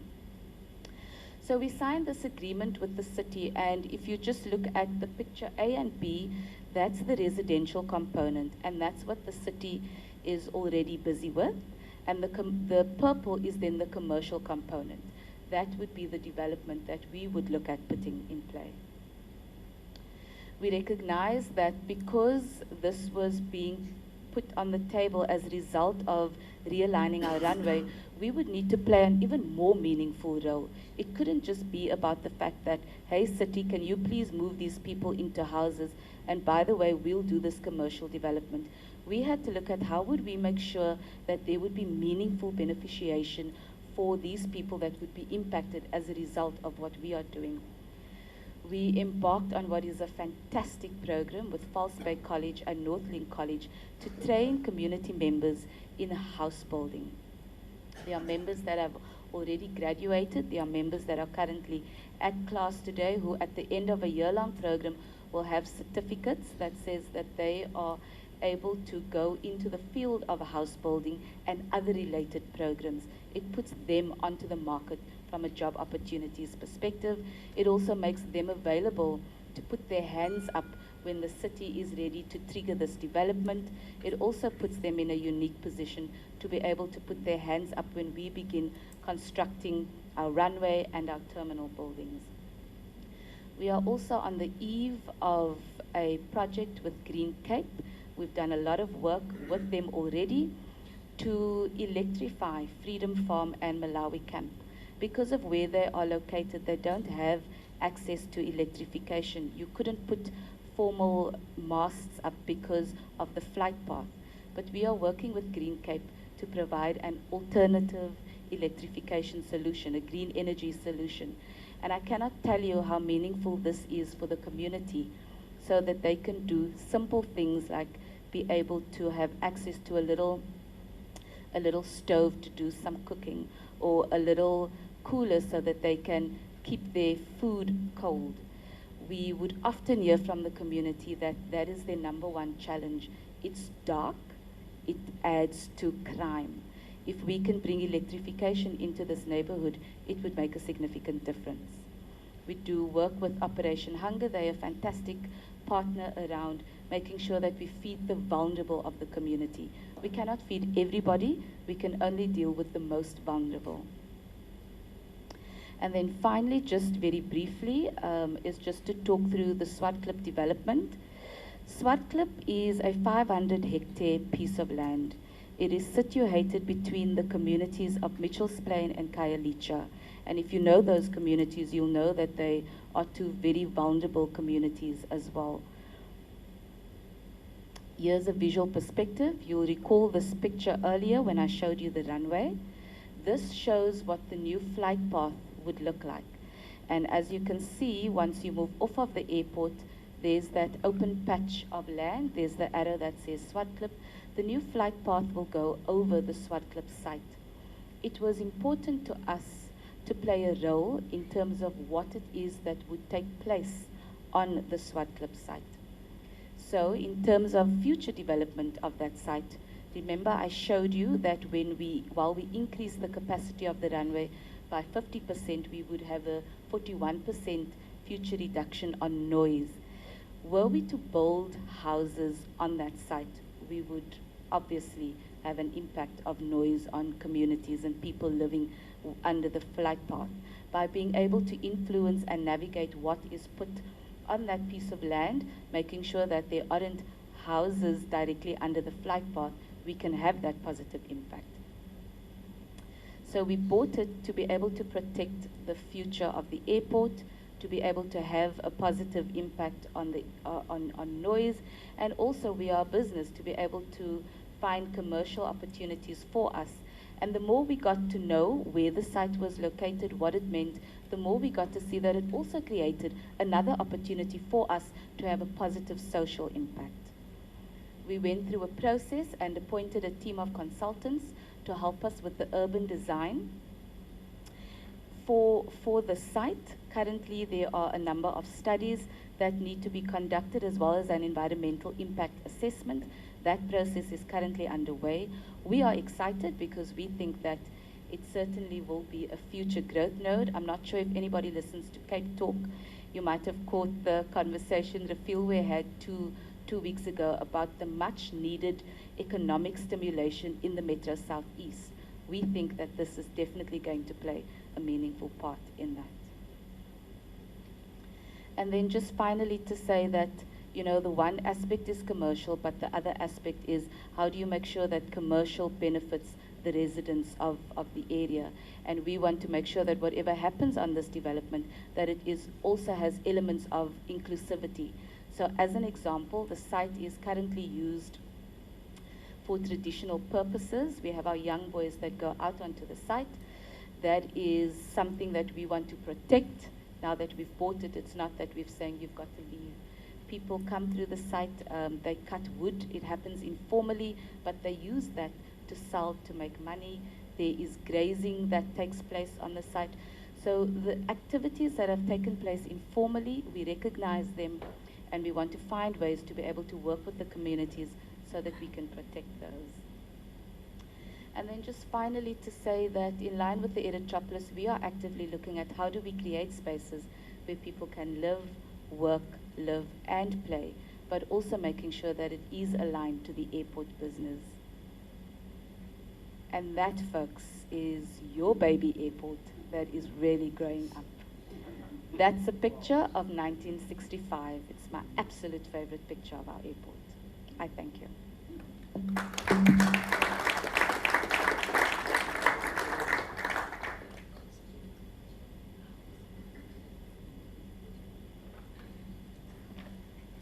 Thank you so much, Deirdre. We're looking forward to this new development. Exciting.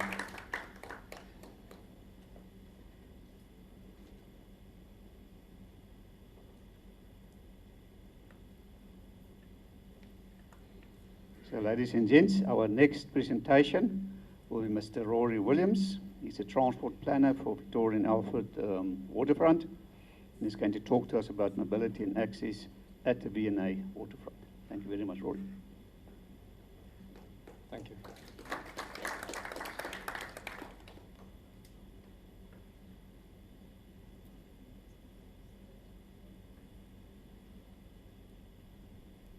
Hello, everybody.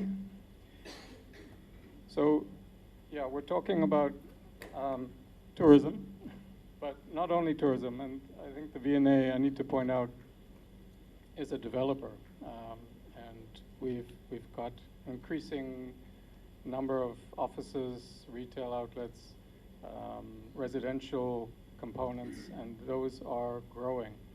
And we already have challenges in terms of getting people in and out of the V&A, whether they are commuters, the 23,000 people who work within the borders of our property, and who experience traffic congestion outside and spillover inside the property. And 65% of those travel by car every day. And that's not great. We need to improve on that, and we can improve on it in terms of getting more people coming by other modes of transport. And that will have benefits for them as well as for the visitors that come. And I believe that if we take the right path on this, we can actually demonstrate for the rest of the city the kinds of changes to the transport system that will actually have a very positive impact on the city as a whole. Now, the V&A was developed originally with the idea that it would only really survive if it catered to local people as well as to visitors.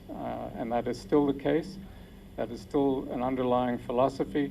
And I believe that's a very important principle to apply to transport as well.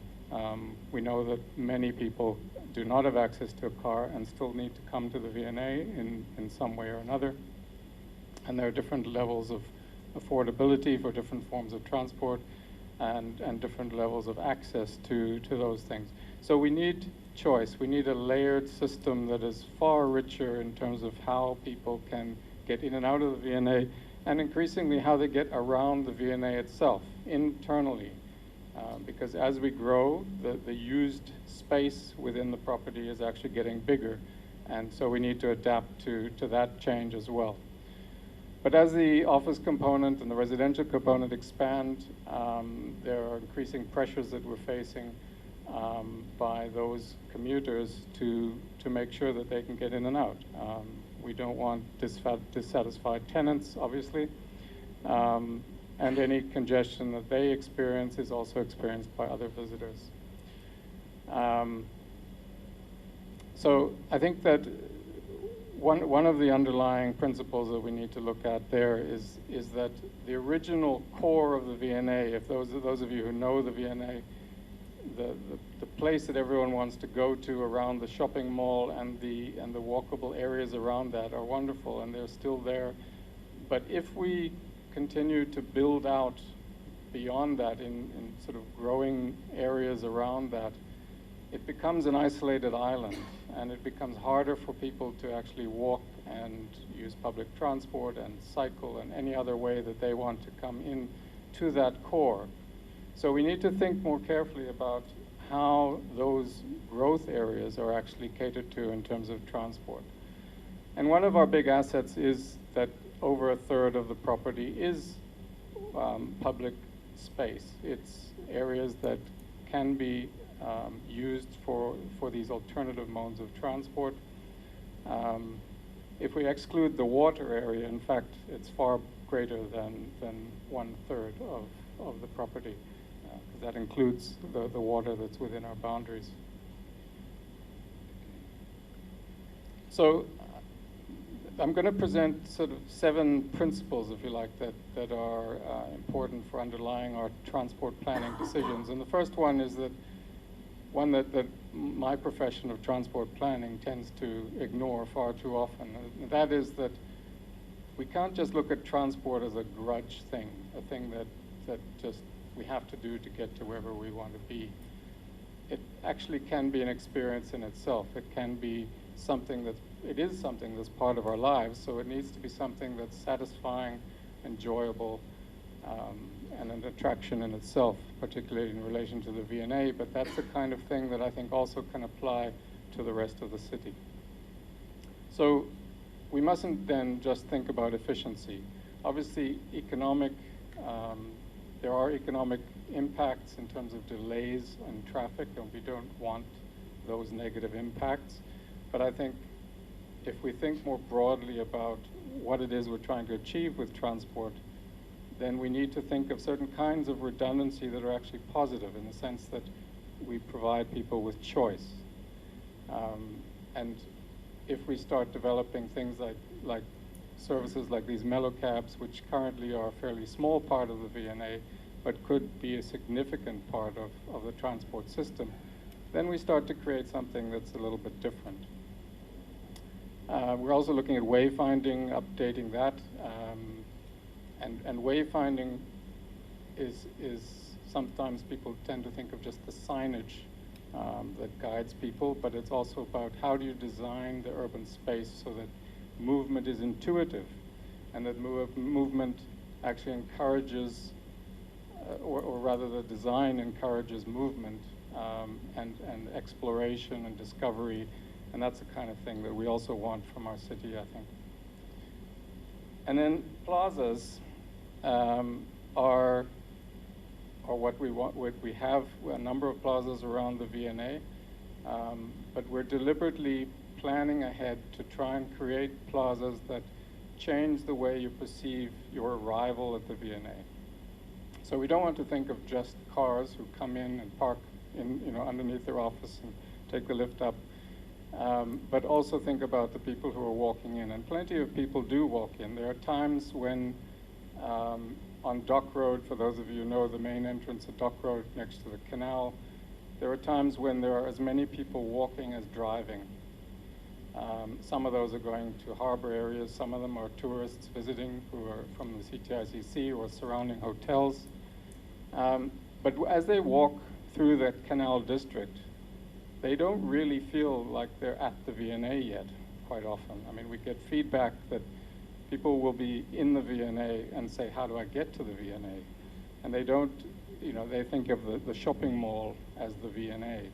And we need to start changing that perception, because we want the experience of walking to actually feel part of the experience of the V&A.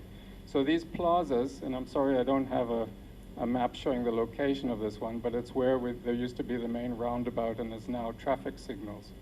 And we've had some complaints about this because it hasn't resolved the traffic issue.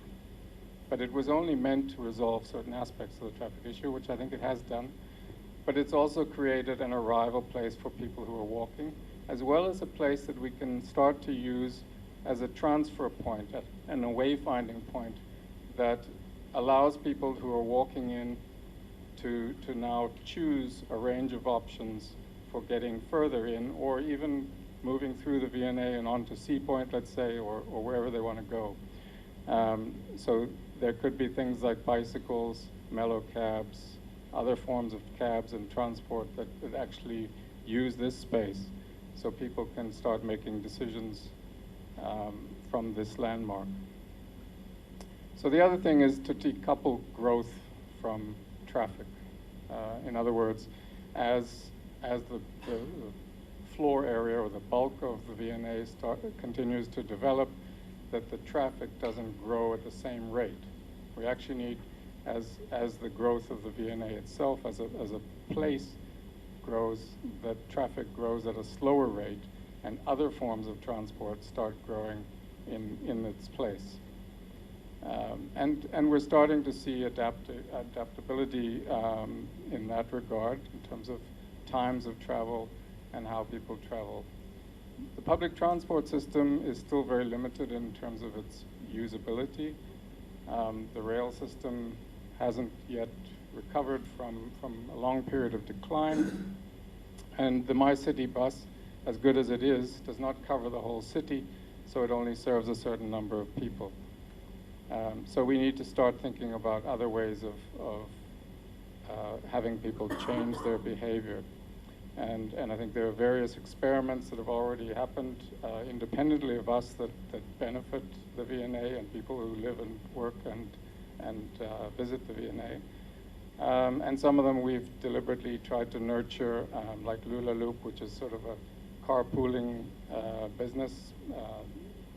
And there's various others that have seen opportunity, and we want to encourage more to see opportunity. But we need to create the conditions for those to thrive, and part of that is what we're looking at. The environmental impact is another issue that we obviously need to address. So low carbon transport is something that needs to be promoted. And I do believe that international visitors increasingly, as well as local visitors, will more and more insist that we move in that direction. So we've got, for example, the tenants who move into our new buildings are almost always insisting on Green Star rated buildings. And I think we want to encourage an attitude where that expectation is applied to transport as well. Now, transport does apply to some extent to the rating of green buildings, but I think we need to think a little more intensively, I suppose, about how travel choices are made and our personal decisions and how those are actually part of all of that. So the fourth principle then is to redefine access and mobility. So it's interesting that the title of this, that I was given for this talk, is about access and mobility at the V&A, because if we start thinking about these other forms of transport, we start redefining what we mean by this. And traditionally, traffic engineers and transport planners have thought about the road hierarchy as it applies to motorized vehicles and design the frequency of intersections and various other geometric aspects of the design of roads based on whether it's a road that's meant mainly for access to adjacent property or for high-speed mobility through an area to get somewhere else. But if we start thinking about public space as a shared space for different forms of mobility, then that we need to redefine what all of that means and how we design in response to that. So the core area of the V&A, I think, has got that right, the original core, but we need to start thinking about our future areas in that way as well. So I've been talking about these alternative forms of transport, and here's just a few of them. And I think the main thing is that, not that we're trying to say, okay, now everyone must use e-scooters to get around, or everyone must cycle, but that people know that they have those as options. And I think one of the mistakes that we often make is that we think a particular person of a particular, who lives in a particular area or has a certain income level is going to take a particular type of transport for their trips. Now, I think we all do kind of have certain trips that we make using a dominant mode of transport, but I believe we would welcome as individuals the choice, the ability to on a Friday actually cycle to wherever we're working, or not even go, to be able to work from home on a Friday or Wednesday or whatever it is. And I think if people have those choices, you know, even if only one day a week you don't drive, that's a 20% reduction in travel by car. So that could have a significant impact. And I think we need to start thinking that it's not only about, you know, a constant, but that actually we can have fun with moving around in different ways. The other aspect to mobility and these alternative forms of transport is that they can promote what I call transactional density, which needs a little bit of explanation. And that's, if you think of the CBD of a city, if you have a building that occupies an entire city block and it's occupied by offices and there's no retail on the ground floor, then that block is basically not providing any interaction with the street and is not providing an opportunity for transactions, whether those are financial or interaction amongst people, you know, going to a coffee shop or whatever. And so I think that there's a particular thrust that kind of development provides to the economy, whereas if we start moving around with slower modes of transport like bicycles that allow us to get on and off to make spontaneous decisions, then we can actually start encouraging more of this a denser corridors with denser opportunities for interaction. And it's almost like having a mall that's outside. So you've got frequent doors, if you like, to those opportunities. And I think that's, to some extent, what the V&A is providing. But I think the city of Cape Town needs to think about what would it mean for cities and the links, let's say, between the V&A and the CBD. If we started creating those kind of corridors that really support, and I don't just mean little bicycle lanes that kind of go here and then stop, and then you have a gap, and then you go and you hop onto another bicycle lane. I mean a serious corridor, but one that prioritizes these modes of transport and starts generating opportunities.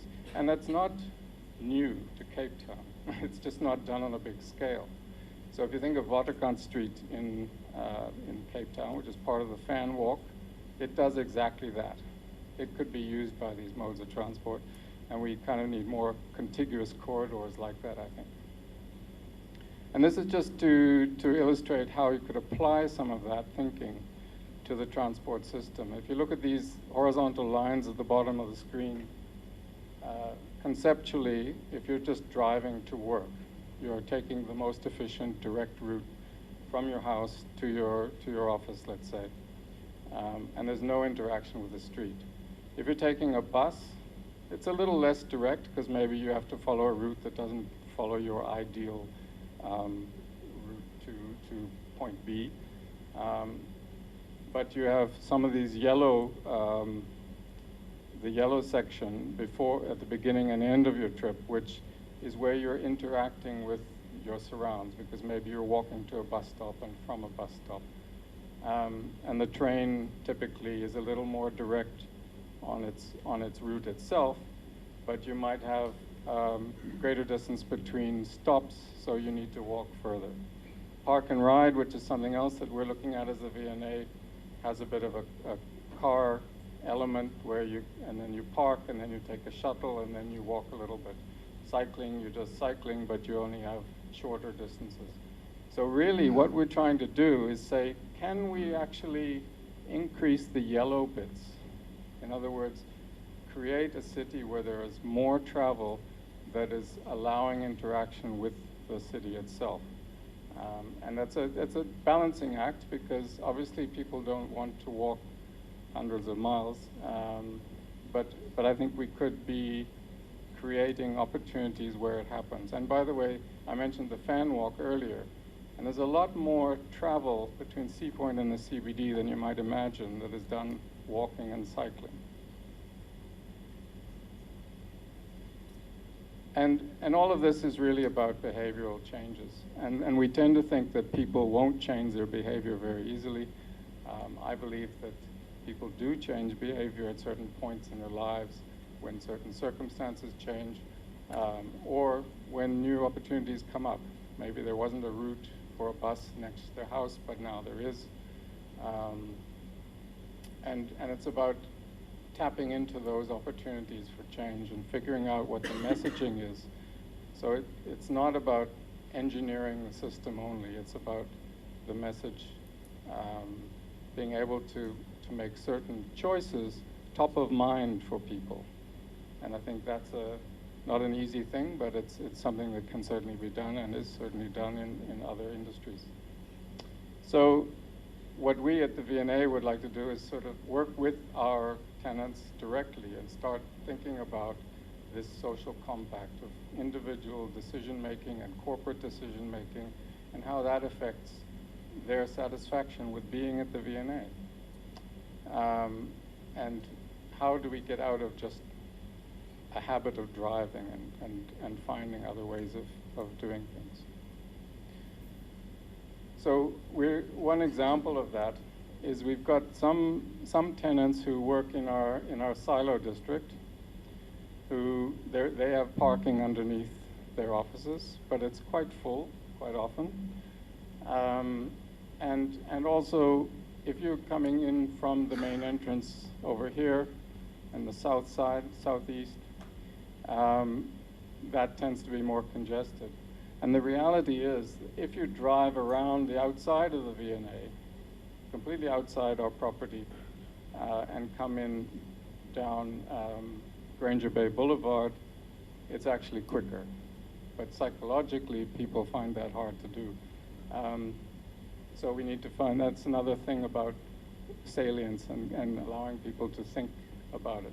But one of the things that we're doing here is that these two Ps, these two parking areas in Portswood Ridge and Granger Bay are cheaper parking for some of our tenants in the silo district. So they can choose to park in Portswood or Granger Bay at a lower rate. So we charge them less, but they have to walk through the V&A. Now this is interesting because quite a few choose Portswood, which is nearer than Granger Bay, so they have to walk less. But it's a little bit more expensive than Granger Bay. They could choose to pay less but walk further, and fewer are willing to do that. But what we're trying to do now is play with that balance. What is the price point at which people are actually willing to do that? Because if they can get people to do that, then it affects how people arrive at the V&A, and it also makes the use of our parking infrastructure more efficient, so we don't have to build as much parking. But the other aspect of this, that leading back to what I was saying about the alternative forms of transport, is that if we have an internal distribution system that's very easy to use and high frequency, and a combination of on-road, like this blue route, maybe buses on this road, or mellow cabs that are more permeably moving through the V&A, then that will also change the equation that people have in their head of whether they want to park at Silo or Portswood or Granger Bay. So we need to kind of work a little bit more with that. And then the other thing is that we are part of the city, and we need to make sure that people have unrestricted access. And unrestricted access means that it's actually affordable. And there are many ways that we can look at that. It's not always easy. Sometimes, you know, if a lot of infrastructure is required for ensuring access, then it's going to be very expensive, and that gets passed on to users. So big infrastructure has a high cost, but it's also less resilient. So we've been talking a little bit this morning about resilience, and I believe that these other forms of transport services that I'm talking about are far more adaptable to changes in the environment as time goes by. We don't have such fixed infrastructure that can't be used for different purposes. And we're seeing an explosion of different forms of transport, particularly as batteries have a higher energy density and get smaller, then e-bikes and e-scooters become possible. And we don't know really what's going to be on the streets in the next 5 or 10 years. So we can't provide necessarily by forecasting what those are. We need to start just providing an adaptable type of infrastructure that can actually be used by those. So affordable bike share is one example of something that a lot of people think wouldn't work in Cape Town. My view is, let's try it. If it doesn't work, it's not actually a big deal. We can move on to the next idea. So we're working with Pedal Power Association to try and see whether this is something that can actually be done. And there was a time a few months ago when our pedestrian swing bridge was closed for quite a few weeks because we were replacing it with a bigger and better one. So we provided an alternative, or several alternative forms of transport. We restored the penny ferry, which gives a little crossing by water. and we had a My City bus as a shuttle, and we had pedal power providing bicycles. And the interesting thing was all of these were free, so they were kind of a level playing field in terms of what people could choose. And I don't have the statistics for you, but I know that the bicycles were well used.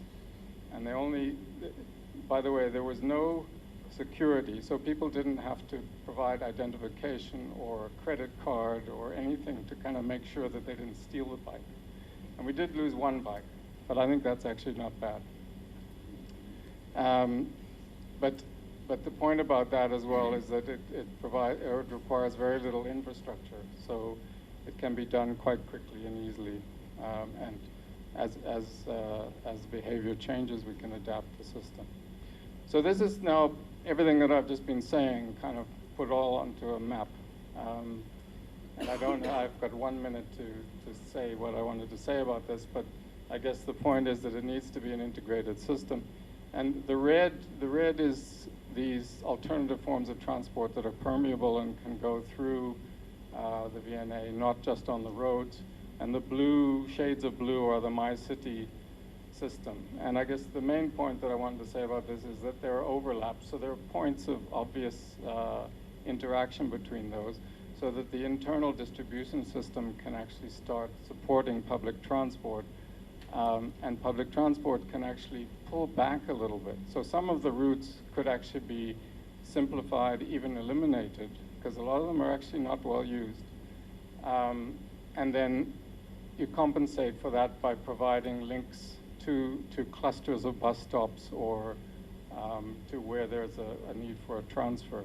And I believe with a high frequency of service, whether we're referring to the buses or to the internal distribution system, people will be willing to transfer. People don't now because there isn't the frequency. If a bus only comes every 20 minutes or an hour, you're not going to wait for one. But if it comes every 3 minutes, which, by the way, it's going to have to if we're going to accommodate the growth, then I think people will do it and they won't have to worry about schedules. They can just meet the bus when it comes. Finally, just scalability is built in. There's entrepreneurial opportunities, lots of opportunities for pilot projects. You can download the presentation and read the rest. Then just one final example is that DHL are using those mellow cabs as a freight delivery type of thing. And I think if we do the kind of infrastructure planning that I've been talking about for these alternative forms of transport, linking the C point, VNA, CBD, and throughout the CBD, it would be an absolute game changer for all kinds of transport, including small goods delivery, which need to be rapid, small volumes, and kind of door-to-door service. And I think that's going to grow over time. I think it's already growing, but I think it could be quite big. And cargo bikes could be another form of transport that can actually use this infrastructure. And those wouldn't work right now because we don't have those corridors. But I believe that we could do that. And I think it'll be very interesting to see if that happens. Thank you very much.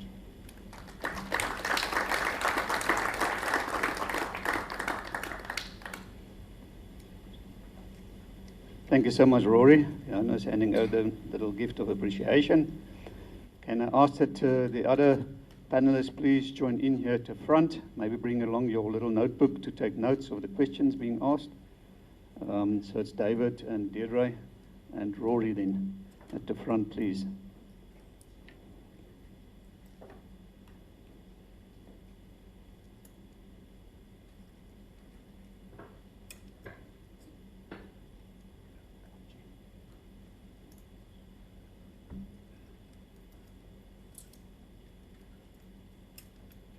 Ladies and gents, unfortunately we had problems with the microphones this morning, so we only have one mic.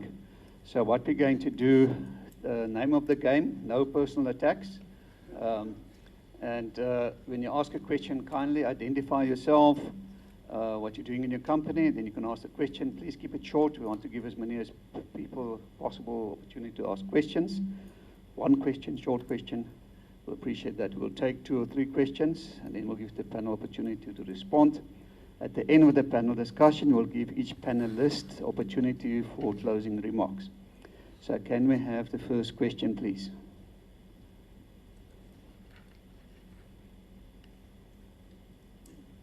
Thank you, Harry.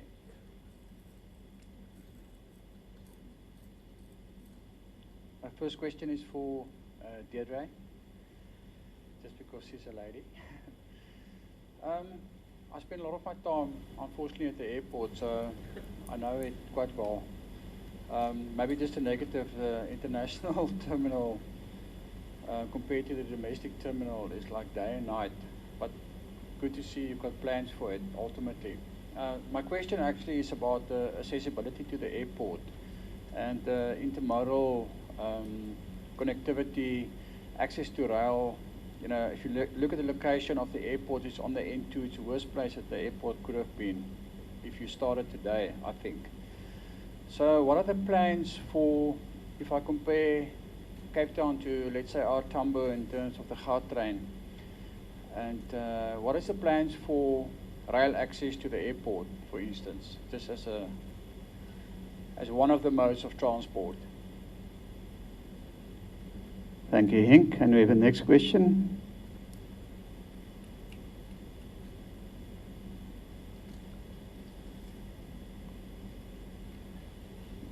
Thank you. My name is Farai from WWF South Africa. So my question, I think, directed to both Deirdre and David. So my question is, are you looking at supplying sustainable aviation fuels, or commonly known as SAF or biojet fuels, to airlines? I ask this because it is great, as you've pointed out, that you've got all these international airlines coming in, and particularly KLM, United Airlines, and they are big proponents of SAF in those regions.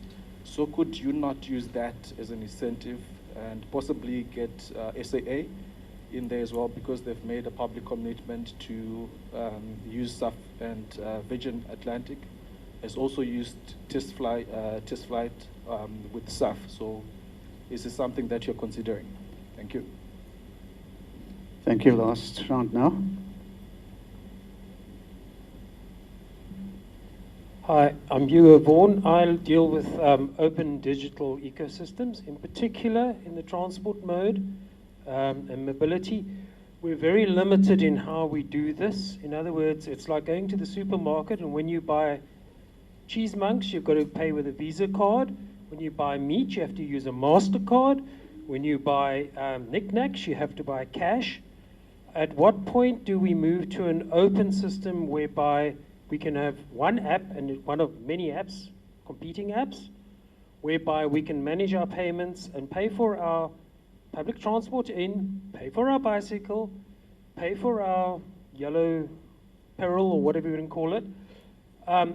And the issue is about the openness of the systems. It isn't what's preventing this is the fact that each transport solution is vertically closed. And therefore you have to use MasterCard if you want to buy an airplane ticket, and you have to use Visa if you want to buy a train ticket. And that currently is limiting us. So the question is, what is the plans around opening up at multiple points of interaction, touch points? Thank you for the questions. Now the panel can respond. Thank you. So just to say that intermodal is definitely the way of the world. It's the only way to exist and operate, and it's the way of the future.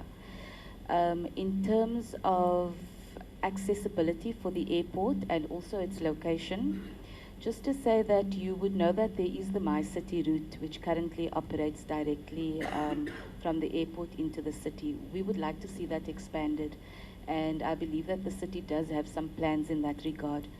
We have quite an exciting project underway as well, together with the city. If you live in the northern suburbs and you've got to go into town, you must spend a heck of a lot of time on the road. And one of the projects that we are currently working on is sort of a model where if you come from the deep north, you can drive to the airport, leave your vehicle there, and then hop onto the MyCity bus and travel into the city. And I think that that is something that will really be welcomed by people who need to make that long trek into town. So that's just one example of enhancing a mode. On rail specifically, what we would do is make provision for accessibility for rail, and that's something that we have done. It is a part of our master plan. There's a space in which the railway line can exist. But the option to put rail in place will then be dependent on a host of factors. I think most notably the demand for it. And that's not something that we would drive or influence, but our role would be to make sure that we can make provision for that infrastructure, which we have done. While I'm here, can I quickly deal with, I'm not sure, David, if you wanted to comment on the jet fuel, but probably not from an air access perspective. That's a great question, and we actually have a senior member of the airline fraternity in the room as well, and I think, Nico, you are probably best positioned to respond to that. What I would say is that as far as I know, it is not that popular yet. We aren't there. We have some way to go in terms of getting there, but that is based on my limited knowledge, and I think that we must, you could possibly do it later or just address that from an airline perspective. You'll get a much better response. I'm not sure who wants to deal with pay for one system. It's quite broad, but... Yeah, I've got some comment on that. I guess I'm not an expert on that aspect, and certainly not on the openness of these digital systems. However, I think it's an important point, and it's certainly something that frustrates me, is that I need to have multiple apps to use different forms of transport or multiple cards.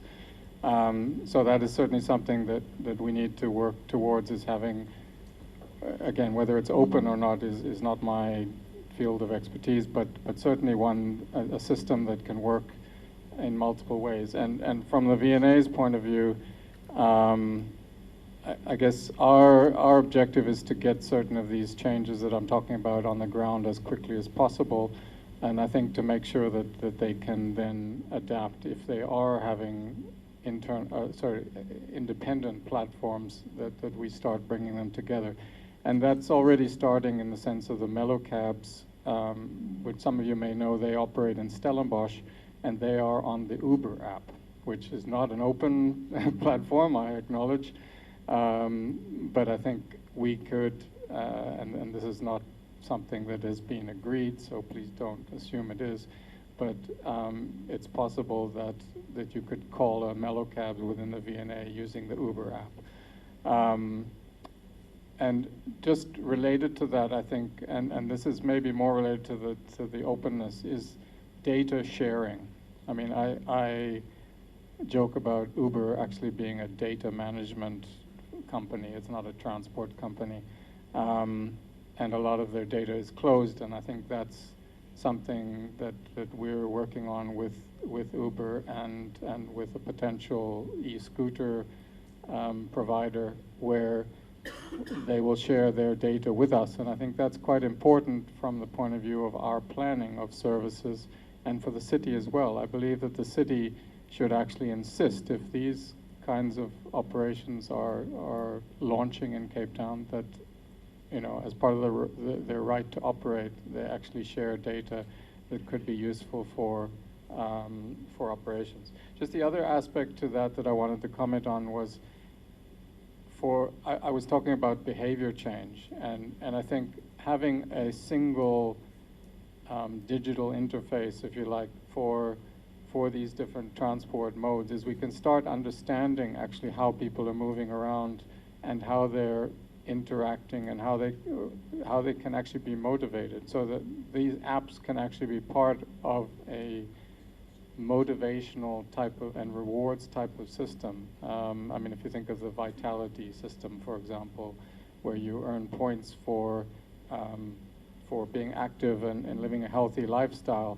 From the VNA's point of view, if people make what are, call them socially responsible travel choices, they could be rewarded with things that then feed back into the system. So that again, transport becomes not a standalone thing. It's part of our lives, you know. And I think that how we how we use these apps and these digital platforms can actually affect that in a positive way.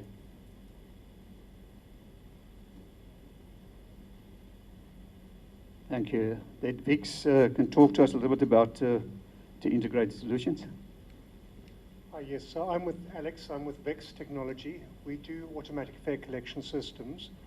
The government in South Africa has actually mandated something called NDOT, and that's by the National Department of Transport. And this defines a certain standard by which BRT specifically will operate, and it's a structure.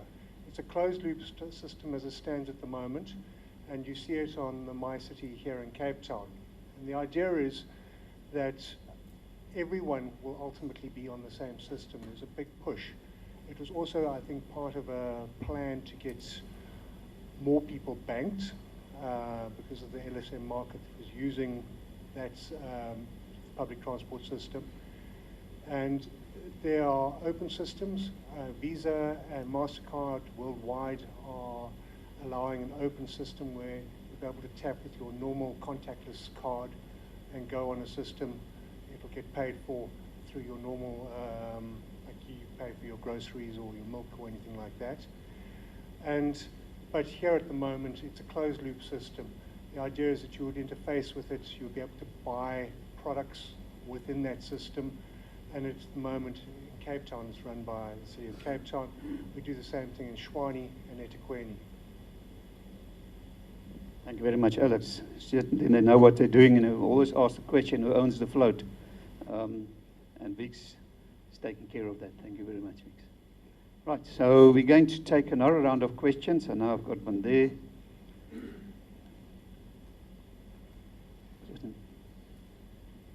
Thank you, sir. My name is George Curry, and I'm working for the City of Cape Town. I'm in the Transport Department. My question to Deirdre is that you talk about big challenges, and you're talking about realigning your runaway. When I look at your picture, I would like to ask the reason why you're realigning the runaway.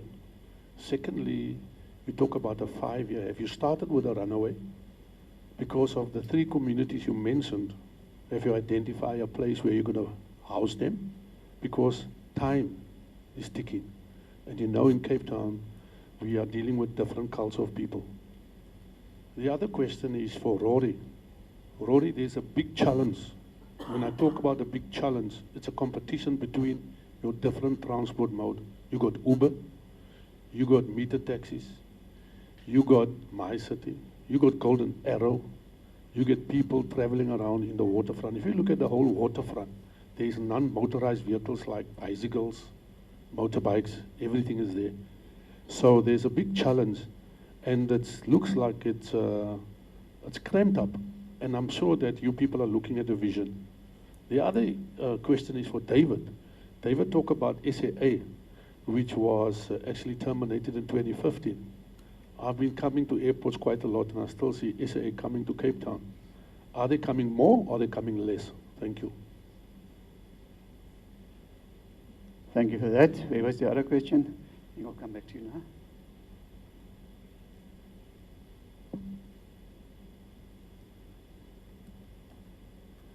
Hi there, my name's Andre Friesler from HHO. This question's for David. We heard a lot about the water crisis and the safety crisis. I just want to know from West Coast perspective, I mean, we heard this morning as well that we're the most congested city in South Africa, and we've got a crumbling public transport system. Surely this is something that's going to really affect tourism in a big way in our city. I mean, really, as a citizen of the city, I hate moving around the city. There are places I won't go because it's so congested.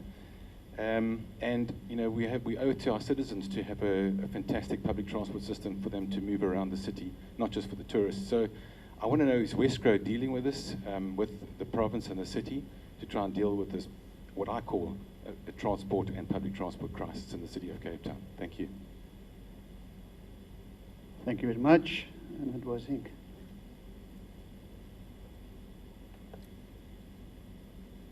I'm not going to say my name again. Rory, is actually for you. I know you're a cyclist. Just a comment. I mean, if I was the king, I would close the waterfront for any private cars, and I will do the same for Cape Town. It's not a far-fetched suggestion because there's a lot of examples in the world where it actually works, like Vienna in Austria, where people are forced to use public transport, of course, when it's available. But my real question is, the concern I've got is if I look at all the developments in Cape Town, is if they are in fact aligned with the future of transport. And a simple example is, for instance, electric vehicles and charging stations, etc. I mean, I don't see legislation in South Africa that forces us to put charging stations in apartments, etc. So if I've got an electric vehicle, I'm not sure where I'm going to charge it. I might have to drive somewhere where I can't go with my battery car. So it seems like, you know, development and trends in transport in the future are not really aligned. It's not a fault for Cape Town, but it's just something for South Africa. Thank you, Henk. Panel can respond and. Great, thank you for those questions. The SAA comment, what I mentioned was that they don't fly internationally more into Cape Town. They still fly domestically, although during the past year past 2 years they went into a rationalization phase. So they did decrease a lot of flights, but I think Nico will talk about it later when he's presenting. Mango took over a lot of those flights domestically. The only problem that happened during that transition phase is that a lot of the international passengers couldn't book their flights on Mango, so there was a big decrease in terms of the Joburg Cape Town traffic on international passengers. But I mean, I think that's been solved now. So you know, there's a new system that deals with this now, and although I'm not sure what the plans are for SAA in the future, we are talking to them, and we've never stopped talking to them. And our ultimate goal, and I think that will be a good news story for the country, is, you know, the day you can announce an international flight out of Cape Town on a SAA plane. So we're really working towards that, and we're continuing the conversation with them. The question about water safety, congestion, effect on tourism, everything together. You know, the past 3 years, it's just in Wesco, it's been like just moving from crisis to crisis to crisis, because we're trying to promote this wonderful destination, but you know, there's a lot of things working against us. I think we have to remain positive, and part of the transport issue, which is now in the news a lot, and you know, it relates to the safety issue and everything like that, is that Wesco is also now part of, they call it the transport war room. So there's another war room, although we don't want to say that, you know, it's a transport committee.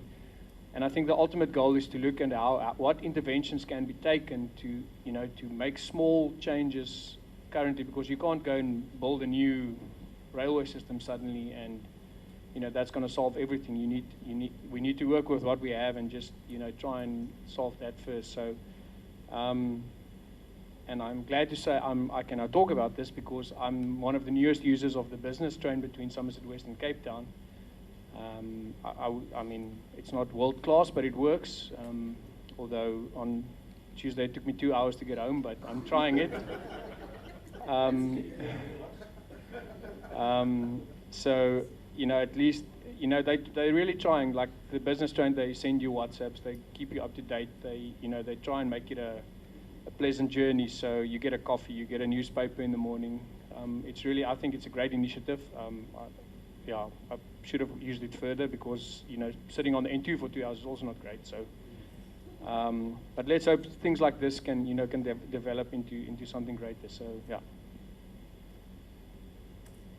Okay, I guess on the competition between modes issue, that's an interesting dilemma, I suppose. I think what my view is that we need to create a platform for innovation so that we can see what rises to the top. And unfortunately, that also means certain things will fall to the bottom and disappear, which is not great for those businesses. But I'm not quite sure what else to suggest. I think that innovation needs to be done, and it needs to be done quickly and lightly, so that the failures are not high-cost failures. And I think that's the problem with the traditional type of planning, is that if you build huge infrastructure and then if it's a road that just becomes a parking lot during the peak periods, that's an expensive failure. So what we're proposing is that things are much lighter, easier to implement, easier to recover from if they don't work. The other thing about competition is that I think we working as the VNA with my city to try to make their services more usable. We've all acknowledged that a lot of the services that go into the VNA are not well used. I'm talking about the My City here. So we're working with them to kind of figure out how can we rationalize that and how can our internal distribution system strengthen that. But the risk is, to be quite frank, that the city doesn't respond because they have other priorities. So I'm not saying that they are not responding at all. They are. We are working with them on a regular basis, but they do have constraints. They have pressure to extend their My City routes elsewhere in the city, and we can't influence that as the VNA. However, there are tweaks and things that can be done and that we are looking at with them. We're even doing things like selling the MyConnect cards on our property, so we will become a vendor of those. And when people come, for example, at the cruise terminal, which, by the way, I didn't mention that, but that's a growing thing. This season's cruise terminal arrivals are going to double last season's, and next season will double again. So that in itself is a big challenge because it has big pulses of movement that's required to be accommodated. But we will be making My City cards available when they arrive right at the cruise liner terminal. Yeah, so unfortunately, if the city is too slow on the uptake, I think that this is the challenge to them, is that then we as the private sector will come in with another form of competitive service. That's just the reality, because we need to keep moving people. So I think it's partly up to the city to actually be able to be a little more nimble, as difficult as that might be. Yeah, just one other thing on that is that I think these different forms of transport do serve different purposes, and so they might look on the surface like competition, but I think if we can achieve an environment that I was talking about where people choose a mode for a particular trip rather than defaulting to a car every time or to a bus every time even, then we start to see that these different modes of transport actually serve multiple purposes and are needed as part of the system. On the developments being aligned with transport, I guess I don't know, I've got less to say on that. I think that it's an important question. And I think that one of the big things is making these alternative forms of transport more visible so that if I'm trying to encourage people to cycle to work, we need to see bicycles parked all over the place. We need to see people riding their bikes, so that people start to see that it's the social norm around how we travel starts to change. And I think that's part of convincing people that something's viable. But we do need the infrastructure to go along with it. We need bike lanes, we need changing rooms at our offices, we need showers.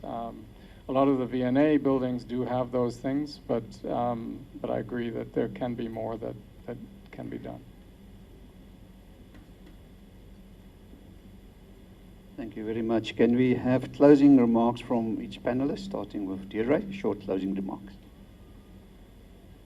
There was the question about the runway, but maybe we can just chat afterwards. I'm not sure if we're running late on time, but I can absolutely explain to you, and there's great progress that's already been made. Yes, the project has started.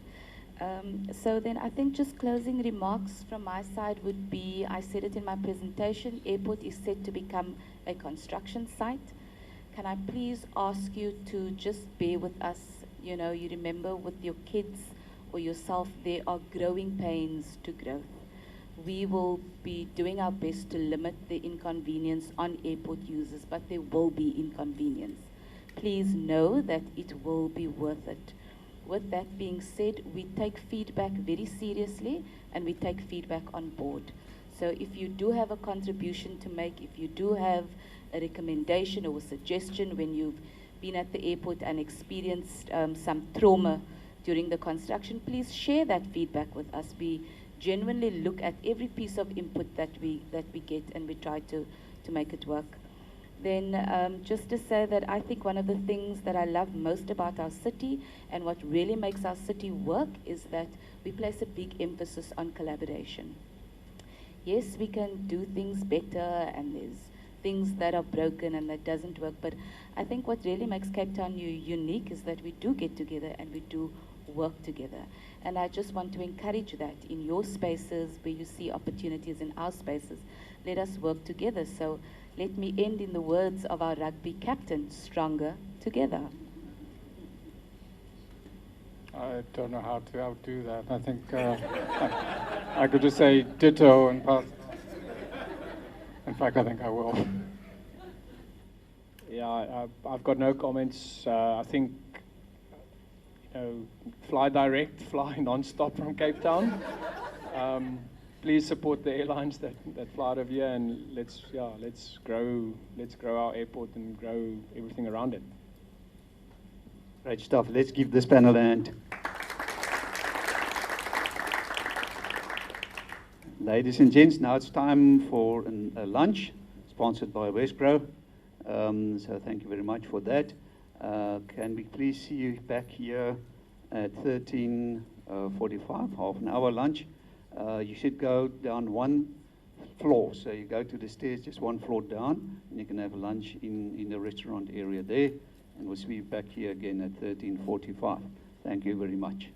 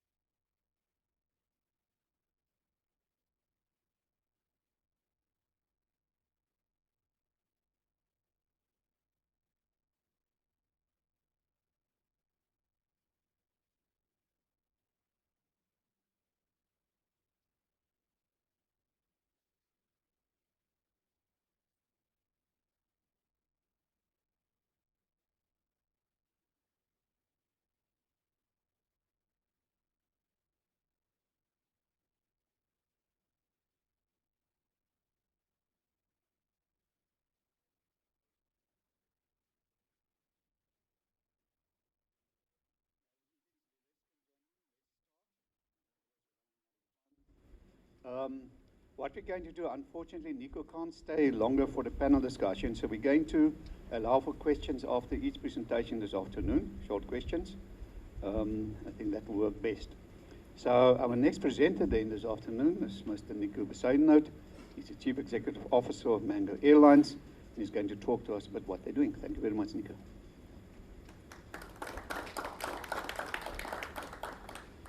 Thank you, Harry. Good afternoon, all. Today I'm going to talk to you a little bit about, in general, about Mango and obviously the role of aviation as far as enabling tourism is concerned. So I've been back at Mango now for 30 days. I also addressed some of the questions that were asked, directed at the SA group, as well as the question around biofuels that Farai asked earlier today. So, firstly, a little bit about the industry at a global level. So, aviation globally is a material and an important industry, an enabler of both tourism, but the economy at large. on average, aviation globally generates approximately 10.2 million direct jobs, and these jobs are, I think, as Deirdre said earlier today, are high-value jobs. They tend to have a multiplication effect in the economy. So on average, aviation jobs from an economic multiplier effect standpoint is 4.4 times more productive than average other industry jobs. So as a consequence, the aviation sector globally supports 55 million indirect jobs, and that all translates to $704 billion a year in direct aviation economic activity and $2 trillion a year in indirect induced demand and tourism demand effect. On a worldwide basis, aviation supports or accounts for approximately 3.6% of global GDP. So the industry itself is material. Nothing makes the world a smaller place than aviation. We live in a time where the world has never been as connected as it is today, and every day we're getting more and more connected. When you come down to a continental level, so we live on a continent where you've got 1.2, 1.3 billion people. Geographically speaking, it's a massive continent. 2,000 different dialects and languages spoken, poorly developed road and rail infrastructure, and 54 very distinct geographies. So it follows that aviation has got a very important or very keen potential on the continent, thus far quite underdeveloped. Whilst the African continent accounts for 30% of the world's mineral riches, 15% of the world's population, we only account for about 2.5% of global air traffic. So something is amiss there. And look, that's not really the topic of this forum, but some of the things that are amiss, general airport infrastructure. And there I have to, and it's not because we've got colleagues from AXA here, airport infrastructure in South Africa versus the rest of Africa is chalk and cheese. You simply cannot compare it. The regulatory environment on our continent is backward. And when I make harsh statements like this, I'm not meaning to be critical about our continent. Let's just address the issue, acknowledge the issue, so that we can address the issue. So yes, we've seen some movements in terms of a single air transport market in Africa. And great. I'm glad it's finally happened. The Yamoussoukro Decree was enacted in 1989. Emirates was started in 1985. In the interceding years, Emirates became the biggest airline in the world, and the Yamoussoukro Decree became SATAM. It's again chalk and cheese. So, from a continental standpoint, even though we are not where we should be aviation-wise, it's still an important sector on the continent. It supports, directly and indirectly, over 6 million jobs on the continent, $55 billion in economic activity on the continent, 2.6% of GDP. And we're expecting some good growth rates. Now, these growth rates are obviously, it comes from a low base. As I said earlier, we only account for about 2.5% of global aviation. Africa, whether you speak to Boeing, Airbus, or other research bodies, all basically say that they expect Africa to be the second fastest growing region from an aviation standpoint at about 5% per annum over the next 20 years. So we've got some good growth figures to look forward to. Right now there's about 98 million passengers a year traveling in the continent and to the continent. Now, of course, that is very small in comparison to the 4.4 billion passengers per year that undertake air journeys. The other point I wanted to make there is that not only are we looking with liberalization of bilateral rights and restrictive conditions that we've had historically on the continent, slowly but surely starting to be moved out of the way, we can look forward to greater levels of intra-African connectivity, but we've also seen some good growth rates in terms of connectivity between, for example, the Far East, China, into Africa and out. We've had compound growth rates of 20% plus for quite a number of years to those geographies. So we do have the prospect of looking at a greater level of connectivity on the African continent. And just over lunch was having a brief discussion with David in terms of the importance of having connectivity and supply and the lead effect and the multiplication effect that then has on tourism. If you've got a city or a country where supply is withdrawn from airlines, that city or that country will feel that supply deficit immediately. Coming closer to home, so South Africa is an interesting aviation landscape. I'm reminded by Dr. Vermeuten's doctoral thesis of a couple of years ago, and the unhealthy scenario that exists sometimes in our country from an aviation landscape standpoint. We've had on average, well, since the year 2000, we've had 20 airlines go bankrupt in our country. So on average, one a year for dramatic effect. Right now, as we sit here today, we've got 7 mainline or larger scale carriers in play. A carrier like South African Airways on the domestic market now accounts for a market share of 10%. Mango accounts for a market share of 20%. SAFE accounts for 21%. BA and Kalula combined has 34%. Airlink has 10%. SA Express is 3%. So all of it relatively concentrated amongst those 7 carriers. And on top of that, the traffic flows from a domestic standpoint is quite concentrated. 7 to 8 routes account for 80% of all traffic flows in the country, despite the fact that we do have 29 active airports in the country. So very concentrated flows: Golden Triangle, Port Elizabeth, Cape Town, George, PE, East London. That pretty much is 80% of your traffic flows.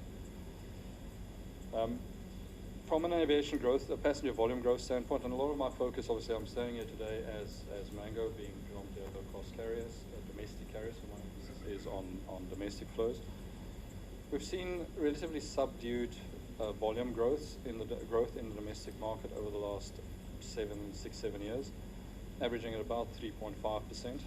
In the first decade of the century, we had growth rates of 10, 11% per year, so it has tapered down to a lower level of growth. Obviously, there's a direct correlation between economic growth and aviation growth, and to a certain extent, obviously, our economy has not been shooting out the lights over the last number of years, and we see that in the transport sector. As a country, we've got a relatively low propensity to travel by air. If we compare a country like South Africa to a country like Thailand, for example, Thailand would have double the propensity to travel by air relative to South Africa. So on average, we've got 0.3 of a trip per year per capita being conducted by air, whereas in the North American market, for example, you've got 1+ per capita. So a much greater propensity to travel by air in some of the developed markets and other developing markets relative to South Africa. We are, from a tourism standpoint, the tourism sector in South Africa is much bigger than most other countries, proportionate to GDP, sitting at 9%. As you may recall earlier, globally, the tourism accounts for about 3.6% of global GDP, whereas in our country it accounts for 9% of our GDP. So it's an even more important sector in our country. And aviation plays a critical enabling role in terms of tourism growth. From a connectivity standpoint, our country, despite the fact that our geographic location is not particularly great from a connectivity standpoint. Now, when you look at our markets, look north, you can go east and you can go west. There's nothing south of us. We're not in the middle of traffic flows, and continental drift is going to take a while to get us into the middle of traffic flows. So it is tougher to operate airlines in a country or to a destination like South Africa, but it's also even more important then for airlines to be effective. Now, as far as growth rates are concerned, we expect, as I mentioned to you earlier, Africa overall 4.9% growth rate per annum expected. In South Africa, it's slightly less at 3.8%, and we're looking at the propensity to travel by air to close on double over the next 20 years. The industry is important to us now. Aviation is important to the effect that you're looking at about $9 billion per annum in direct induced and tourism-related multiplication effect that tourism has in South Africa. You're looking at about 500,000 jobs that's being supported. Only 70,000 of that is directly in airlines, but then you go downstream, ground handlers, airport operators, downwards to the tourism industries and other supply industries in the aviation market. So I think that as much as we've been blessed with many things in this country, our geographic location is not useful to us, and we need to overcome that, and therefore aviation is very, very important.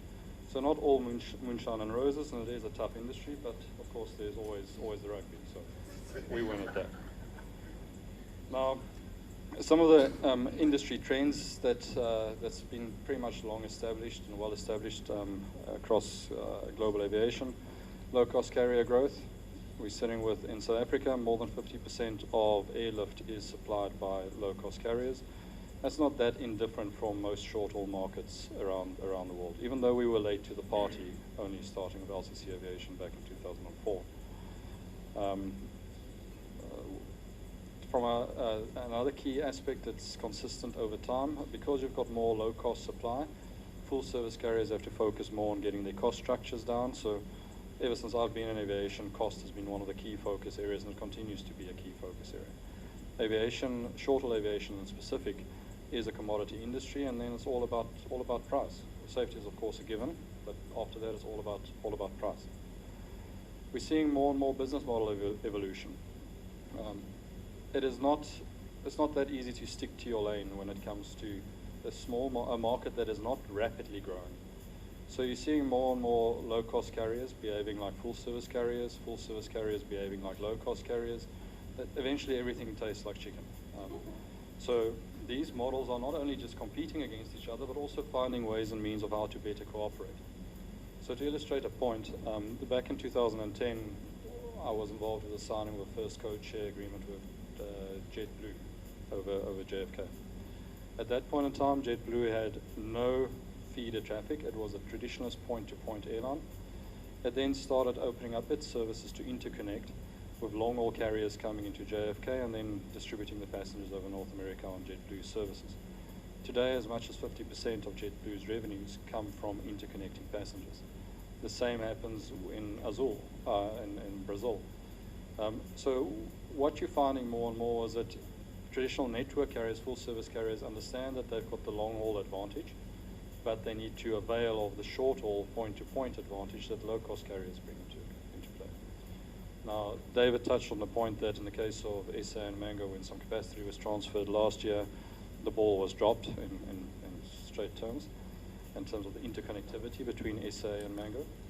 So it requires low-cost carriers to get systems that speak to full-service carriers without, in the process, losing their cost advantage.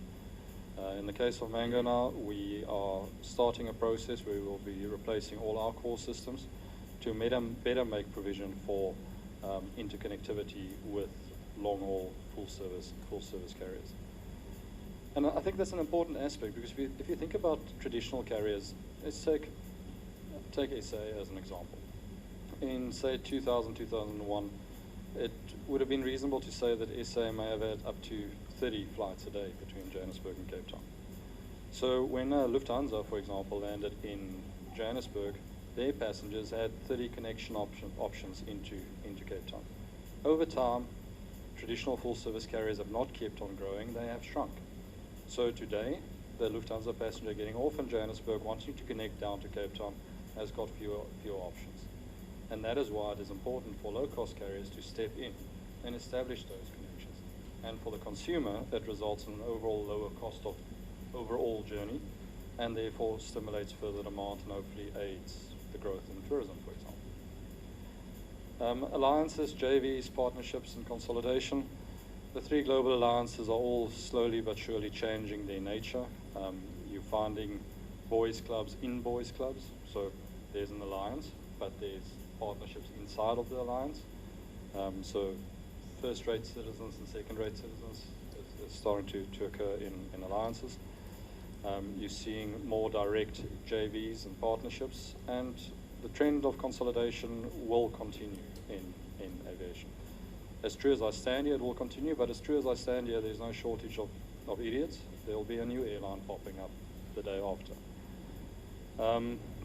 Technology, we've seen greater levels of technology adoption has made our lives easier, but it's also made our lives more difficult. The consumer that we deal with today is much more educated. They've got information at their fingertips. They are much more demanding. So to the extent that you can delight a customer, they are much more effective as an advocate, but if you upset them, they are much more destructive than ever before.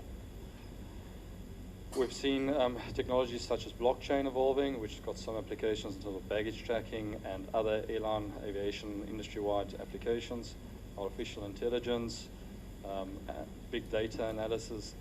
You'll be surprised how much an airline can figure out about its customers by combining all of these things, artificial intelligence, blockchain technology, big data. So it's a much more involved affair. Environmental responsibility. Farai, you asked a question about biofuels. So obviously, environmental responsibility is key for us for a couple of reasons. One, because we should have a conscience, and there's a right and a wrong in the world. Two, because it actually costs, there's a money and financial aspect to it. There's some research done earlier in the year which indicates that when asked the question, consumers said in 30% of the times, they would spend more on a supplier if they knew the supplier was green, as opposed to somebody who did not care. Now, of course, that's research. I want to see what happens at the till, of course, but that's the indication, though. So there's a financial imperative for airlines to embrace the environment and to look after the environment. The first biofuel flight took place in 2008. We've had in the order of 150,000 flights since then. Some of the reasons why we don't see greater levels of adoption is there's no critical mass in the refining side of things. So biofuels are more expensive right now. Now, on an average journey, it could require a subsidy of between $5 and $15 per passenger. If 5% of the world's aviation fuel uplift was biofuels today, it would require a subsidy in the order of $6.5 billion to make up for that additional cost. There's also some other practicalities, the distribution of biofuels into the airport environment. So whilst I accept it's an airline-driven matter, at the end of the day, though, it has to be distributed into airports. To my knowledge, there's 5 airports in the world right now that facilitate biofuel distribution. So some of these aspects have to be overcome to truly be effective. The aviation industry as a whole accounts for 2.5% of global CO2 emissions. There's a stated objective of halving that by 2050. And initiatives are in play, but as everything, it requires a fairly holistic approach, unless, of course, the consumers in the world want to pay the $6.5 billion more right now.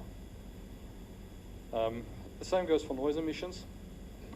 If you look at the European airspace, approximately 4 million people per year get affected by decibel levels above 55 decibels from train noise emissions, rail emissions. 119 million people get affected by road noise emissions, and 4 million people get 4 million by airlines, 20 million by trains, and 119 million by cars. So on the noise emissions side, I think aviation has done well. Noise emissions have reduced by 75% since the first jet aircraft came out. So it is a conscious area of focus for us as airlines. Just coming down to a little bit about Mango. So it's our birthday this month. We're turning 13 now.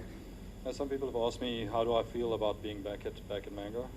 And in some respects, being straightforward and honest, I left a cute, cuddly 9-year-old, and I've got a hormonal 13-year-old back. So there's some work to be done. The airline now operates 14 737-800 aircraft. We've conducted 178,000 incident-free flights. And I stress the incident issue because I think aviation safety has been in question of late. We've carried 28.5 million passengers, generated 21.5 billion rand in revenue. And that revenue, again, illustrating the multiplication effect in the economy, That revenue was distributed 2.6 billion rand for salaries and wages, supporting families, 6.6 billion rand for fuel, 4.3 billion rand for maintenance, 4.8 billion rand in taxes, and I include airport taxes in that figure, and 3.2 billion rand in airport landing and departure fees and ATNS fees. So airlines do spread the love ultimately. We don't make money though, but that's a different debate. From a service standpoint, Mango was well established as received many accolades over time, but it's not accolades that we can rest on, because it's also true that Mango has moved from being one of the top 5 most punctual airlines in the world to being second worst in the country. So that's an issue, and we need to address it. And we are addressing it. I can state to you that we've moved from beginning of October, we had a year-to-date on-time performance of 72%. For the month of November, we've got it up to 87%, and we'll get it to above 90% slowly but surely. So Mango still stays true to its key objectives, and that is to improve affordability and accessibility of air travel to South Africans, but also in the region. Now, if you listen to me rambling off this type of speech 10 years ago, I would have just said in South Africa. I've added to the region, so read into that whatever you wish. Innovation came up earlier as a comment. Mango used to be a company that was always leading edge in terms of innovation. So we want to get that spirit back in, finding new solutions to old problems and sort of how we approach our business. But the things that we will not step away from, and in fact step much closer to, is our original core values. And those core values are to be punctual, to be reliable, to be professional, to be friendly, to be consistent. And those values are derived from what consumers want. Multiple sets of research have proven that the priority order in which consumers will choose one airline above another is first and foremost reliability. And reliability, I include the family of words of my bag arriving on time, the aircraft being on time. All of that impact the perception of safety. So safety and reliability is the number one thing that consumers want. The second thing they want is good prices. The third thing is a smile. The fourth thing is it must look as if the aircraft is not going to fall apart. And then the last thing that's not on that slide there is that consumers do enjoy frequent flyer loyalty rewards, if you wish. So that's what Mango is going to do. We're going to keep focus back on our core business. I do intend to grow the organization, but I'm also not. I rate profitability above size. And where Mango is right now is we have to restore the level of profitability in the business to what it was and what it's capable of. The business had a track record of 8 consecutive years of bottom line profitability. I'd like to restore that, and then we will grow from that platform, from that basis upwards. So with that, if I can take any questions you may have.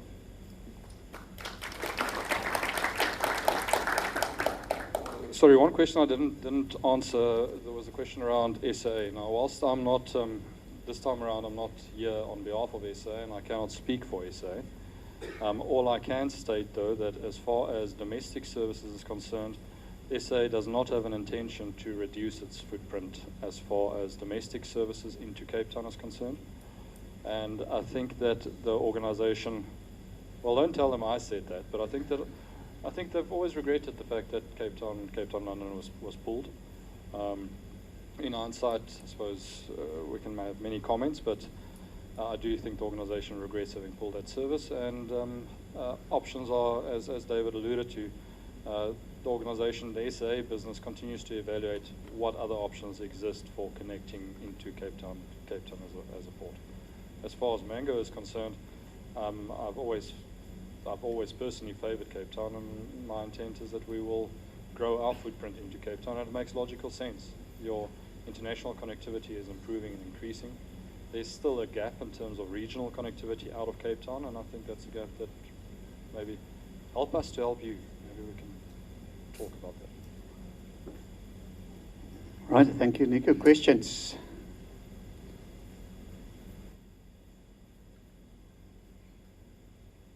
Thank you very much, Nico, for answering my questions. I quite like your knowledge of biojet fuels, and that's quite impressive. Excellent. And yeah, you do acknowledge all those things, the limitations with biojet fuels. And from what I can take from you, a lot of partners need to come in together, and also to work on the refinery capacity side of things, and also AXA, probably all those partners together. So I'm quite aware that in 2016 there were some biojet trials, and I think Mango participated in that using Solaris tobacco. So going forward, I just want to ask, is Mango trying to actively pursue the biofuels, working with or connecting with different partners, or is your approach to just wait back and see what that happens, and when it comes down and you get a favorable cost parity, you come in and take them? I think that, does my voice carry on? I think that my full intent would be, my full intent would be to do exactly that, is to take a leadership position in terms of biofuels. Now, right now, I conduct my life in quite a simplistic fashion, as which fire is burning highest right now. So right now, my focus is on getting Mango punctual, getting the business back into a proper financially sustainable position, and then I'll give you a call. You'll be the first I call when we start taking more proactive steps in biofuel. As you point out, in 2016, we did. In the interim, in the interceding years, we've done some adjustments to our aircraft in terms of additional winglet, scimitar winglets. That set us back, I think, 56 million rand, but it reduces fuel burn by about 2%. So those initiatives are in play and running, and we will come back to the whole biofuels matter. I need 6 to 12 months to make it a priority. Right, let's take from Jerome. Nico, hi, Jerome from Travel Start. I had a quick question for you around your thoughts of the launch of Google Flight in December of last year in South Africa. Have you had any experience on how the launch has had any potential impact on your organic content and the ability of acquiring customers, of course, in a free capacity? And obviously Google Flight is an opportunity for distribution as well, but I was just wondering if you had any experience with that since they launched.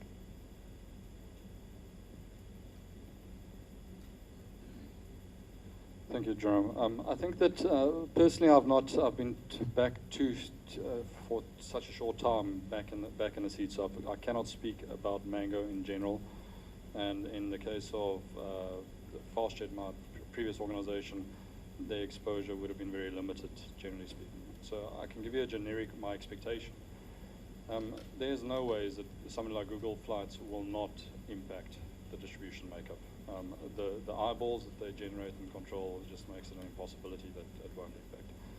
And of course, that will have an effect on my third-party content and an off-site transactivity. How to respond to it, I don't really know right now. I think that at one level or another, we have to embrace it. To just simply fight against it is not going to work.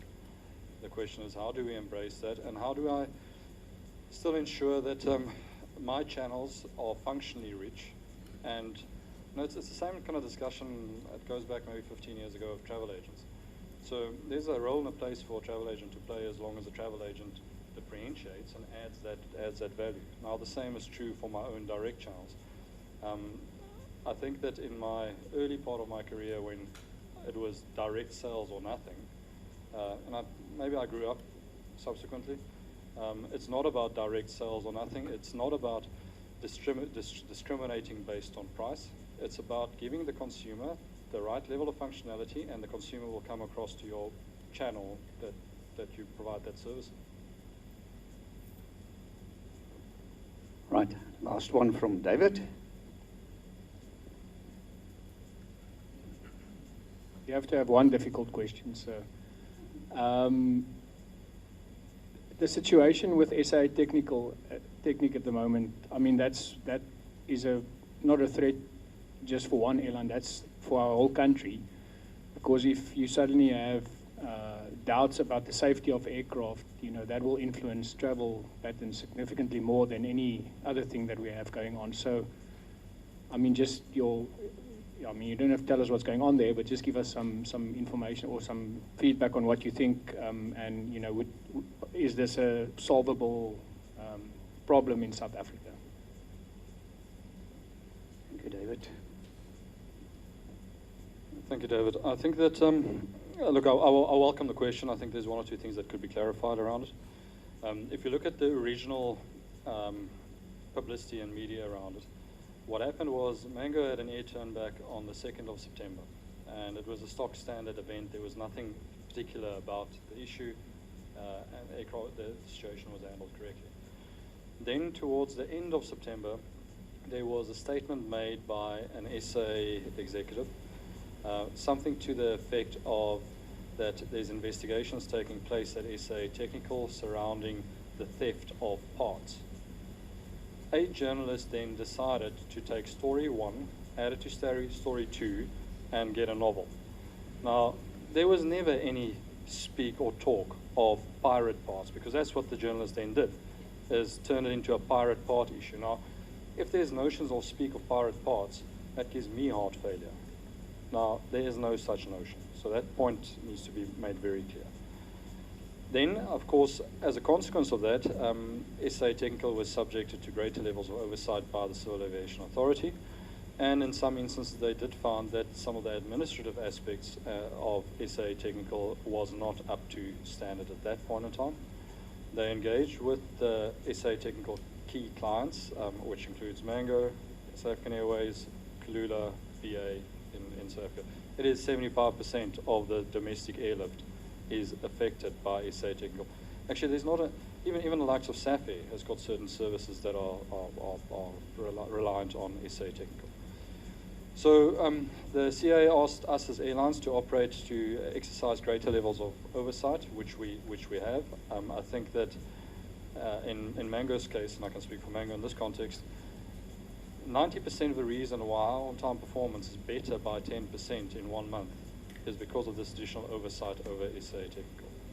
So whilst you didn't ask the question this straightforward, I can state this to you, that myself, my wife, my daughter, my sons will fly on Mango and deem it safe enough, and we're exercising that additional oversight. I don't think that there's a skills issue in SA Technical. It was a management and administrative issue. And SA Technical has got a new CEO, which he is making some aggressive steps. And of course, as a consequence of some of those aggressive steps, you also get some media backlash and all kinds of game playing that does come with it. But I can personally say that as a client to SA Technical, I'm seeing them responding to the situation correctly. Safety is first and foremost, and our oversight is such that my maintenance resources, because the airline has got its own maintenance resources for oversight purposes, they hate me at the moment because they're operating 24/7 shifts. Every time an aircraft goes in, they go in with the aircraft, so we can systematically help SA Technical to perform better, and we are seeing the benefits of that oversight. Very powerful words. Thank you very much, Nico. Let's give him a big hand. Thank you very much. Yeah, now we'll hand over a little gift of appreciation to Nico. Thank you very much, Nico.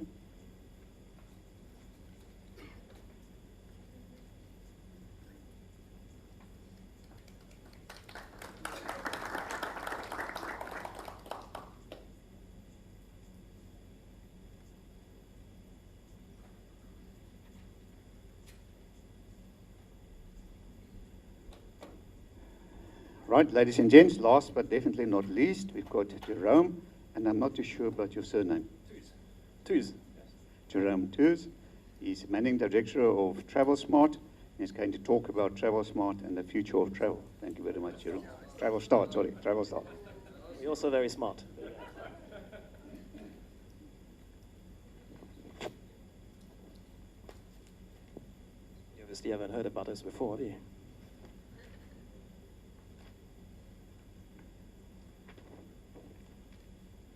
Good afternoon. How are you? Very good. So my name is Jerome. I'm the Managing Director of TravelSmart. I joined TravelSmart in May last year as a Chief Marketing Officer, and I transitioned to this new role in January earlier this year. Prior to that, I co-founded a company, I don't know if you heard of it, called Wayne. Where Are You Now? It's a travel social network. We were the first social network in the UK back in 2002. And I did that for about 16, 17 years. We had about 25 million users, and it was quite a big thing at the time. And I thought competing with Facebook was definitely not going to happen. So we sold it to lastminute.com group, worked with them for about 2 years, and then I joined Stefan, who was the founder of the group, just about a year and a half ago. I'm a French citizen for all my sins, and I've been living here in South Africa for the last 8 years. I'm a huge fan of your country. I've made it my home. Got very lucky to have a lovely wife from the UK. France and the UK go very well together, as you know. And we have 2 lovely kids, James and Leonie, and I've been blessed beyond good fortunes to be a father. So in the last couple of months, I've been baffled by the level of negativity surrounding this country, which I've come to love so much. You know, a lot of naysayers about the future of the country, and this is all doom and gloom. And yet today I wanted to really focus on a positive message, you know, something that really gives me excitement about the future of South Africa. And so I thought, you know, I would start with, you know, the obvious message. You know, what an amazing win for South Africa. Great for the team, great for the Springboks, but also great for the nation. I think this is exactly what we need. I think it's important to remember that the most important ingredients of your victory was due to the fact that the referee was obviously French. And let's also not forget that, you know, if it wasn't for the red card that we got against Wales, we would of course have played England in the final. So today I would like to tell you a little bit more about Travel Start, you know, what we do in the travel space and some of the challenges and opportunities ahead. So I've got 4 core messages that I would like to convey today. The first one is that as a company, we are definitely experiencing strong growth in sub-Saharan markets. For us, these primarily centered around South Africa and Nigeria. Despite the economic slowdown and the global macro challenges, we are very bullish for the future. And we're making big moves in customer experience and supply. These are the 2 areas for us that are critical to winning the game as an online travel agency. And I'd like to tell you a few words also about the recent acquisition of Club Travel, which I know some of you perhaps have heard. We finally got the green light from the Competition Commission a couple of weeks ago. So that was a blessing, and that will definitely open quite a few doors for us. So let me tell you a little bit more about Travel Smart, or Travel Start. So Travel Start is a company that has roughly about 25 million visits every single year across our geographies. We bring about 1 million passengers plus 450 employees, although that's going to change very rapidly now with the acquisition of Club. We're going to get to about 800, so we're nearly doubling in size overnight. And our mission as a company is to be the most loved travel brand in Africa. We are in many offices. We've got an office in Athens. We've got one in Lagos, Kenya, Egypt, in Cairo, in Dubai, in Taipei. Taipei is actually a center of excellence for our Flap app, which is primarily mobile. And South Africa, of course, in beautiful Cape Town. Now, we actually reach 50 million users globally. One of the beauty things about technology and advertising now is that we are actually, through media, able to work in a lookalike audiences. And so what it means is that we are now able to reach beyond the borders, even if we don't necessarily have ownership of the users. We are essentially able to partner with companies that are able to actually match the same type of users that we have. So let's say you are a company like South Africa Tourism, which I will talk about because we do some work with them recently, and they are interested in attracting inbound tourism through, let's say, a market like France or even Italy or the US. And if we don't have those users, because we're predominantly in South Africa and African markets or even MENA, we are able to essentially reach out to users that come from those markets purely based on the similar sort of attributes that our demographic users actually share. So through those partnerships, we are now able to reach 50 million users on a global basis. A little bit more about our users, a split which is 60% female, 40% male. Unsurprisingly, you will see that the vast majority of our queries on Travel Start are coming on a small screen, and this is, of course, a trend which is accelerating. And I think as a company, we've done a great job when it comes to mobile app. I think we need to do a lot better when it comes to the mobile web experience. So the vast majority of people will go on the mobile, not necessarily the app, and they will use our mobile app experience, the mobile web experience as a way of searching, but not necessarily converting. And so there are ways that we can essentially improve that and refine the experience, whether it's progressive web apps or accelerated mobile pages and other technologies available. Now let's talk a little bit about the growth in our core markets. So I went to Nigeria for the first time last year, and I actually grew up in Ivory Coast when I was a child. And so when I first arrived in South Africa, I was absolutely blown away by the quality of the infrastructure and how modern the country is. And I was really, really impressed. And of course, the Nigerian experience was a little bit different, and it reminded me of my days when I was in Ivory Coast. And for me, there was a real Africa. And I love the energy of the place, and of course the infrastructure is clearly not as modern as what we have here in South Africa. But there's something really interesting, fascinating about Lagos and that energy, the sort of entrepreneurship flair that people have in their day-to-day lives. We actually have an office now in Lagos with 55 people, and we just launched our first store literally about 2 weeks ago. So you say, why brick and mortar in a world where everything is going digital? And it's very surprising how in certain parts of Africa, how the consumers are still very much, touching base on the cash transactions, and they love that sort of physical contact with an agent and paying at the store. In South Africa, e-commerce platforms, including TravelStart, you're probably looking at around 85 to 90% of pay ratio online. In Nigeria, you're probably looking at 25 to 28% if you're lucky.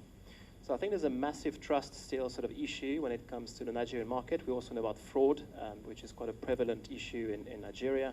But things are changing, things are improving, but nonetheless, we're still seeing a vast amount of transactions, in a more sort of traditional sense.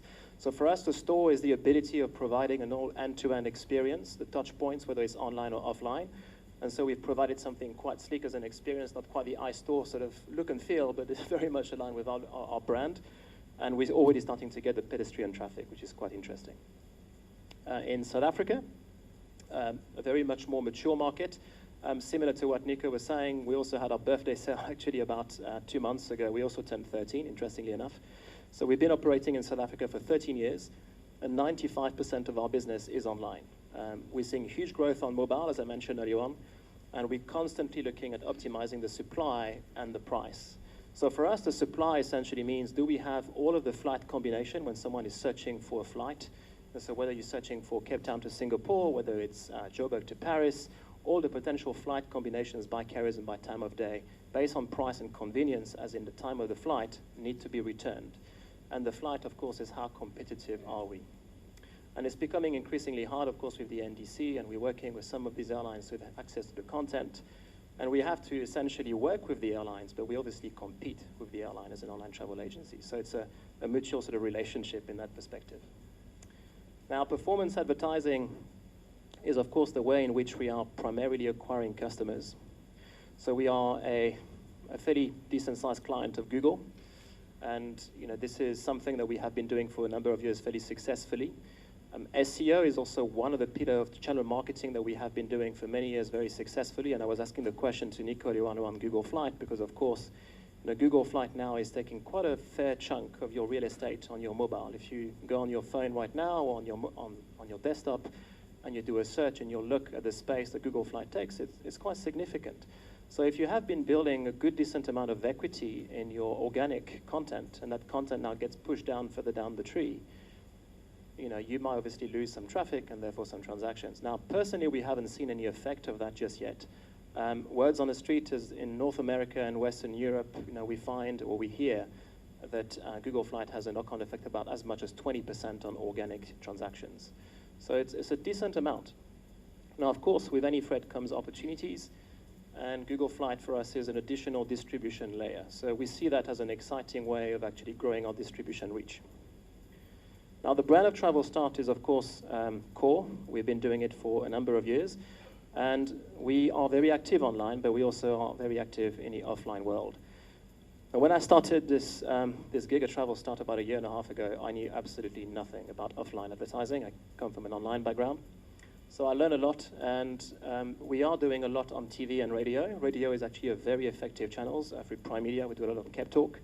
But TV is actually something very interesting because there are ways now of measuring the efficiency of your ad spend.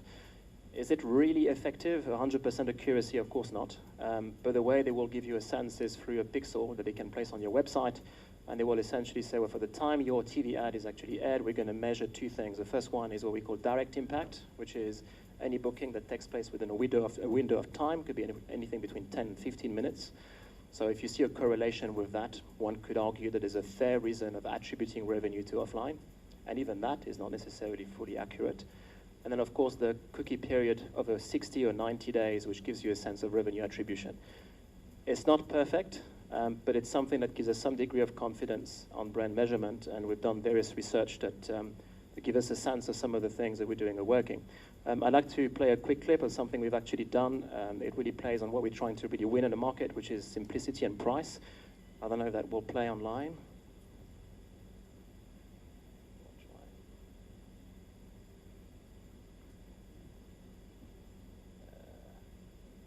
I'm going to click on yes. There you go. Nope. There you go. Try that.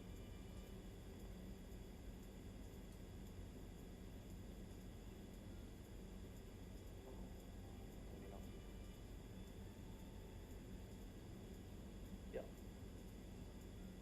I'll try one more time. If not,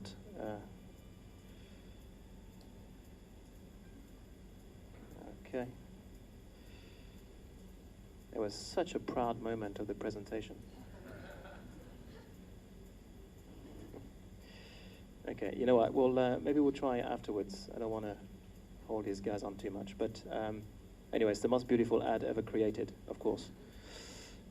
Going live, actually, hopefully today, if not tomorrow. Coming near you at the airport of Cape Town, the arrivals, you know, when you come out of the luggage, there's a massive wall. I was very skeptical at first, but we got a good deal. I think it's a great branding experience.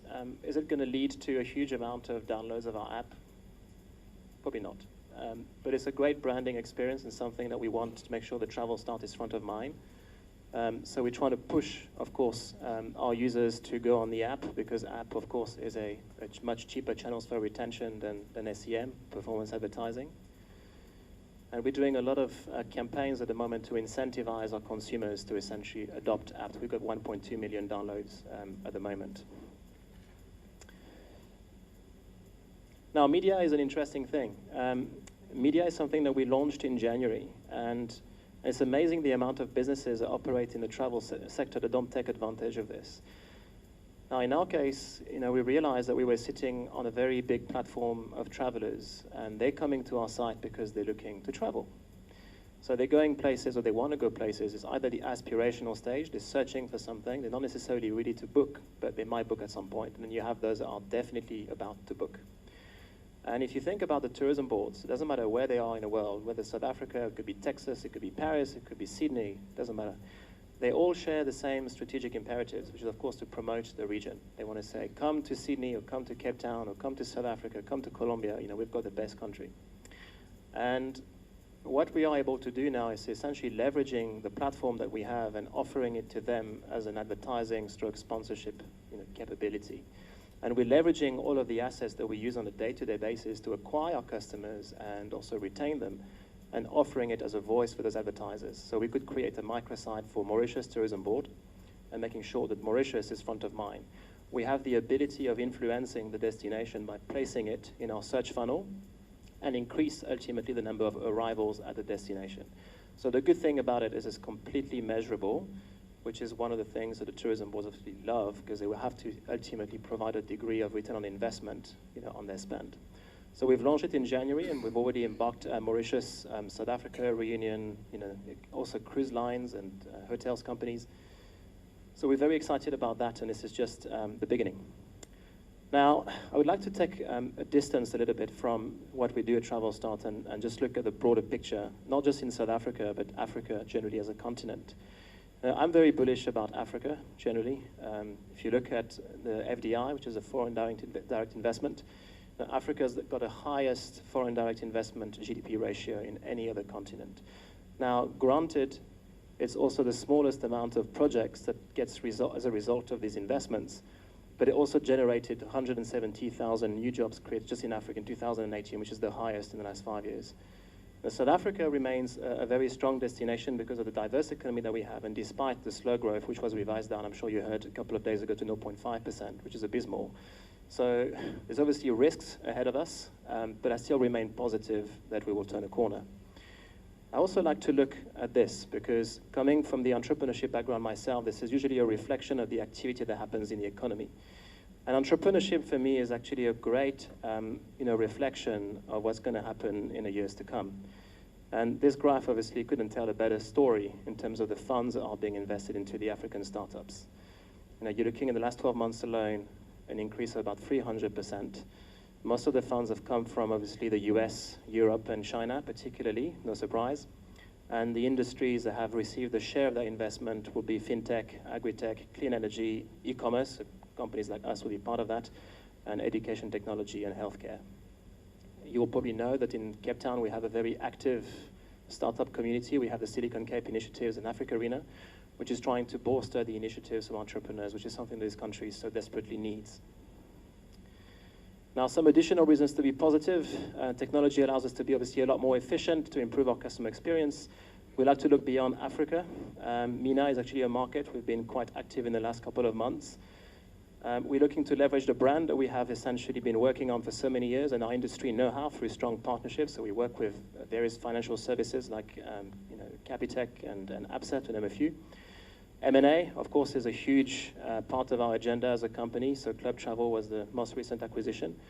We also acquired Safari now about 2 years ago, an accommodation provider. And we have also a majority strategic partnership with Nicebridge. Inbound tourism policy change. This is a big welcome change for me as a foreigner, particularly. This whole unabridged certificate saga, I just don't understand it. It's just beyond me. But I believe it was finally resolved, at least for people coming inbound. So who knows what's going to come out of it, but it can't get worse. So it has to be better. And of course, the increased adoption of meta platforms, which I talked about. So you know about the likes of Cheap Flights, which I know very well as a company, and they've done a great job. And Google Flight, which of course is coming in a strong play in this market. And it's just a matter of time until we start seeing the knock-on effect, on the distribution. So to echo Nico's point, you have to embrace these things and look at it as a positive distribution. So of course, the caution factors, the things that concern me, obviously the very high unemployment in this country, no sign of easing, the ESCOM crisis. If you look at what happened recently with Moody, putting us in a negative territory, we've got 3 or 4 months to turn around the corner until the next budget is announced. Now, if we were to go into a junk status, the concern with that, of course, is the consequences in terms of capital outflows that would flee the country. I mean, some would say as much as $10 billion, and the consequences on the RAN is going to be such that the consumer going to be the ones feeling the pinch, and that's not exactly going to help to encourage our consumers to fly overseas when their money is essentially not going very far.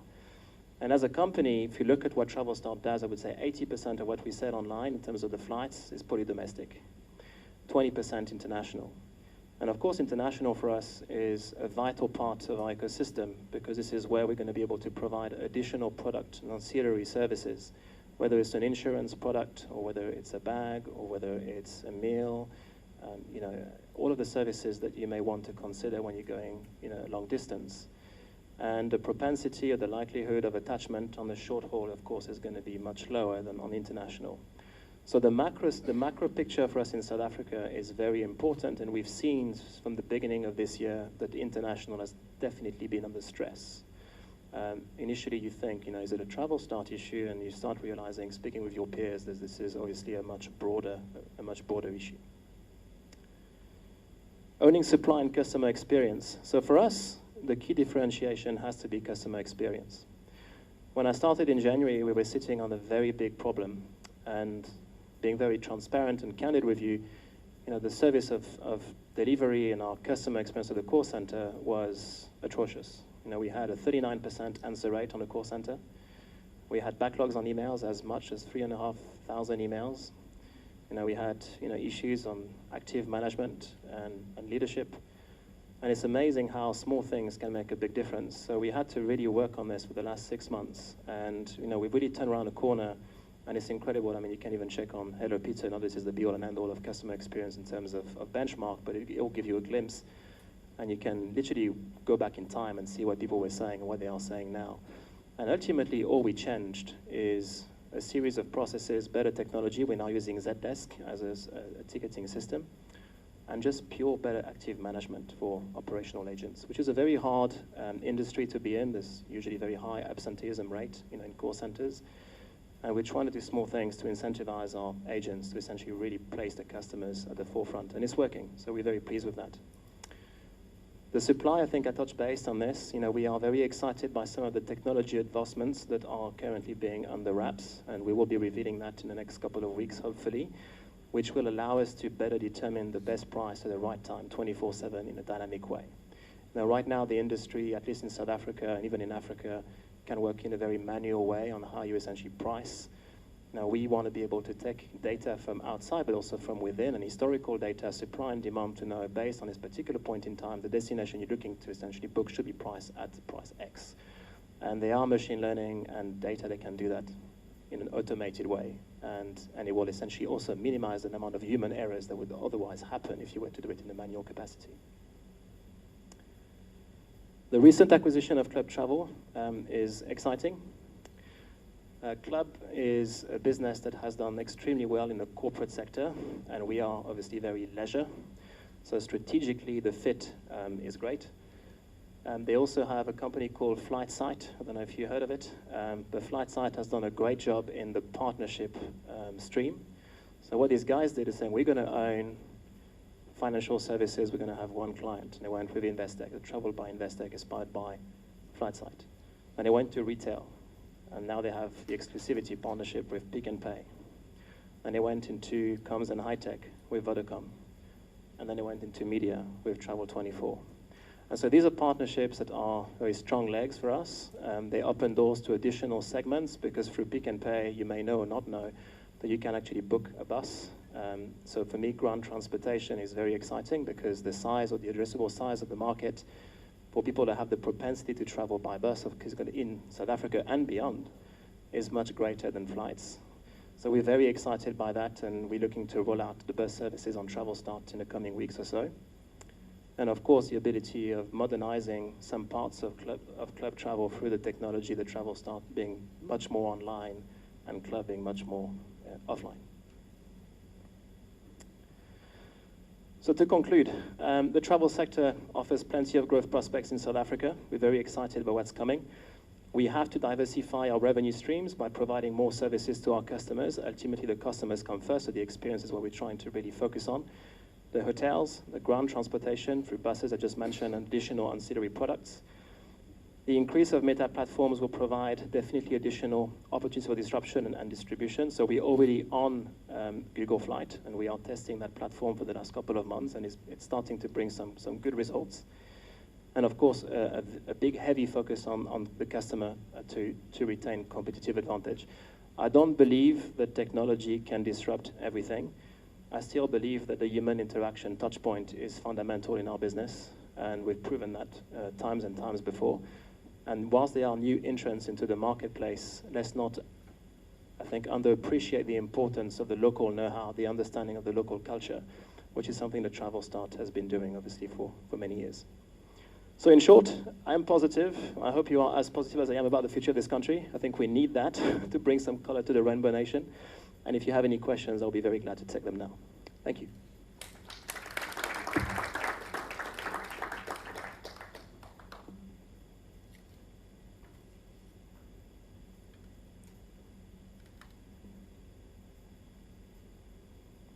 Thank you, Jerome. Questions for Jerome?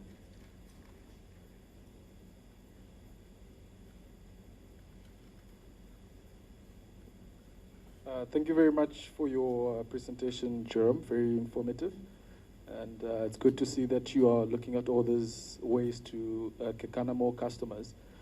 Just something that I wanted to just ask with regards to quantitizing your clients with regards to emissions from traveling. So you're saying you are looking at targeting the European market, and currently there's this wave or this consciousness about something called Flixcam that's growing in Europe, shame of flying or something like that. So there's quite a consciousness from customers with regards to the emissions in flying. So have you considered doing something like that? Maybe you can look at a pop-up to show which routes use more efficient aircraft, or maybe give customers options to choose to offset their emissions, or maybe even should suggest routes that have lower carbon emissions to those who want to. So if you don't want, then it's fine, but if it's something that you want and it might attract some additional customers. Thank you. Is there another question for Jerome? Shall we close here?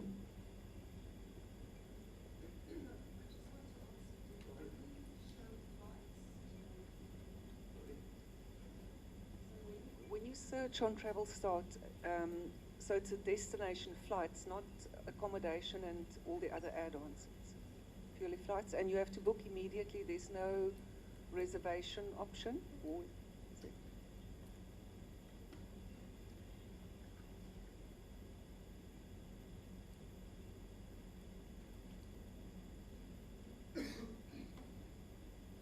So I'll start by the last question in reverse order. Make you wait a bit. So at the moment, 90% of our business is flights. So to your point, you go to your platform and you will search the destination and have, the flights obviously return. One of the key advantage of TravelStart is we're trying to obviously aggregate the content into one platform for the convenience of the customer. And unlike what's something that an airline wouldn't be able to do, we are also able to provide what we call a mix and match facility. So flying to Joburg, let's say with Mango, and then returning with, say, FlySafare. So that's a very popular service. But you are correct. Right now, you can also search for hotels and car rentals, but these options are disjointed from the user flow. So it's not like you can, book your flight and then add the car and the hotels to a basket for a normal checkout, which is a user experience which I'm personally quite familiar with, with online travel agencies in Europe, you're like a Last Minute or, Expedia, of course, to name a few. And so they have also something called dynamic packages, which are very, very popular in Europe. And I haven't really seen a use case here in South Africa. I am not entirely sure why. I'm just wondering, my perhaps naive explanation is, is a cultural fit. In Europe, the ability of traveling from London to Barcelona or Madrid, there's so many flights within 2 hours distance that this whole city break culture, which was, funny enough, introduced for the likes of the lastminute.com days back in 2000, has proven to be hugely popular and is part of what we do on a regular basis or weekends in Europe. South Africa doesn't seem to have that. Whether this is something that will be developed further, there's a big driving culture also in this country, which I've been quite astonished by.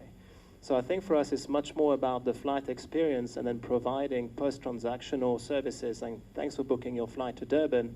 Here is perhaps a voucher or a discount for your next journey, through cars or even self-catering accommodation. But I think that experience could definitely be improved and be all part of a one common bundle. So I don't know if that answers your question.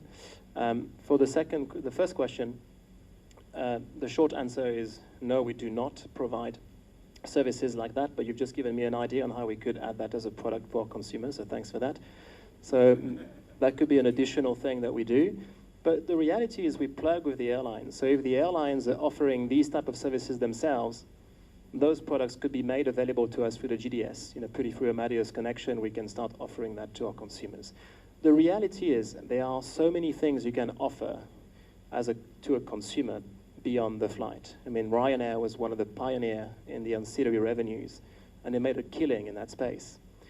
But what we need to start doing better before even starting to think about introducing new products to the flow is to do it in a much more dynamic capacity. So right now, if you book a flight on TravelStart, and I'm being obviously self-critical of what we do here, you have an options of products being presented to you. There could be 10 products of what I care. And that can be quite overwhelming to the consumer. It would be much better, and this is perhaps the next evolution of what we're going to hopefully introduce in future, to know that based on the destination that you are traveling to and the carrier that you're going to be traveling with, we will know based on the data, based on the user touch point, from where you came from. Did you come from an email or from a Google search? This data should essentially help us in determining the adequate products that you should be displaying. So instead of only showing 10 products, only show 3. But the 3 that you are showing are going to have the much higher likelihood of conversion because they are more relevant. someone traveling to India to see families, they may be more interested in having a bag as a product because it may want to bring gifts back to their relatives. I mean, it's a simple analogy, but how do we essentially provide more dynamic content based on the destination itself? And maybe the fuel efficiency will be one of those things that we can add at a later stage. If you want to.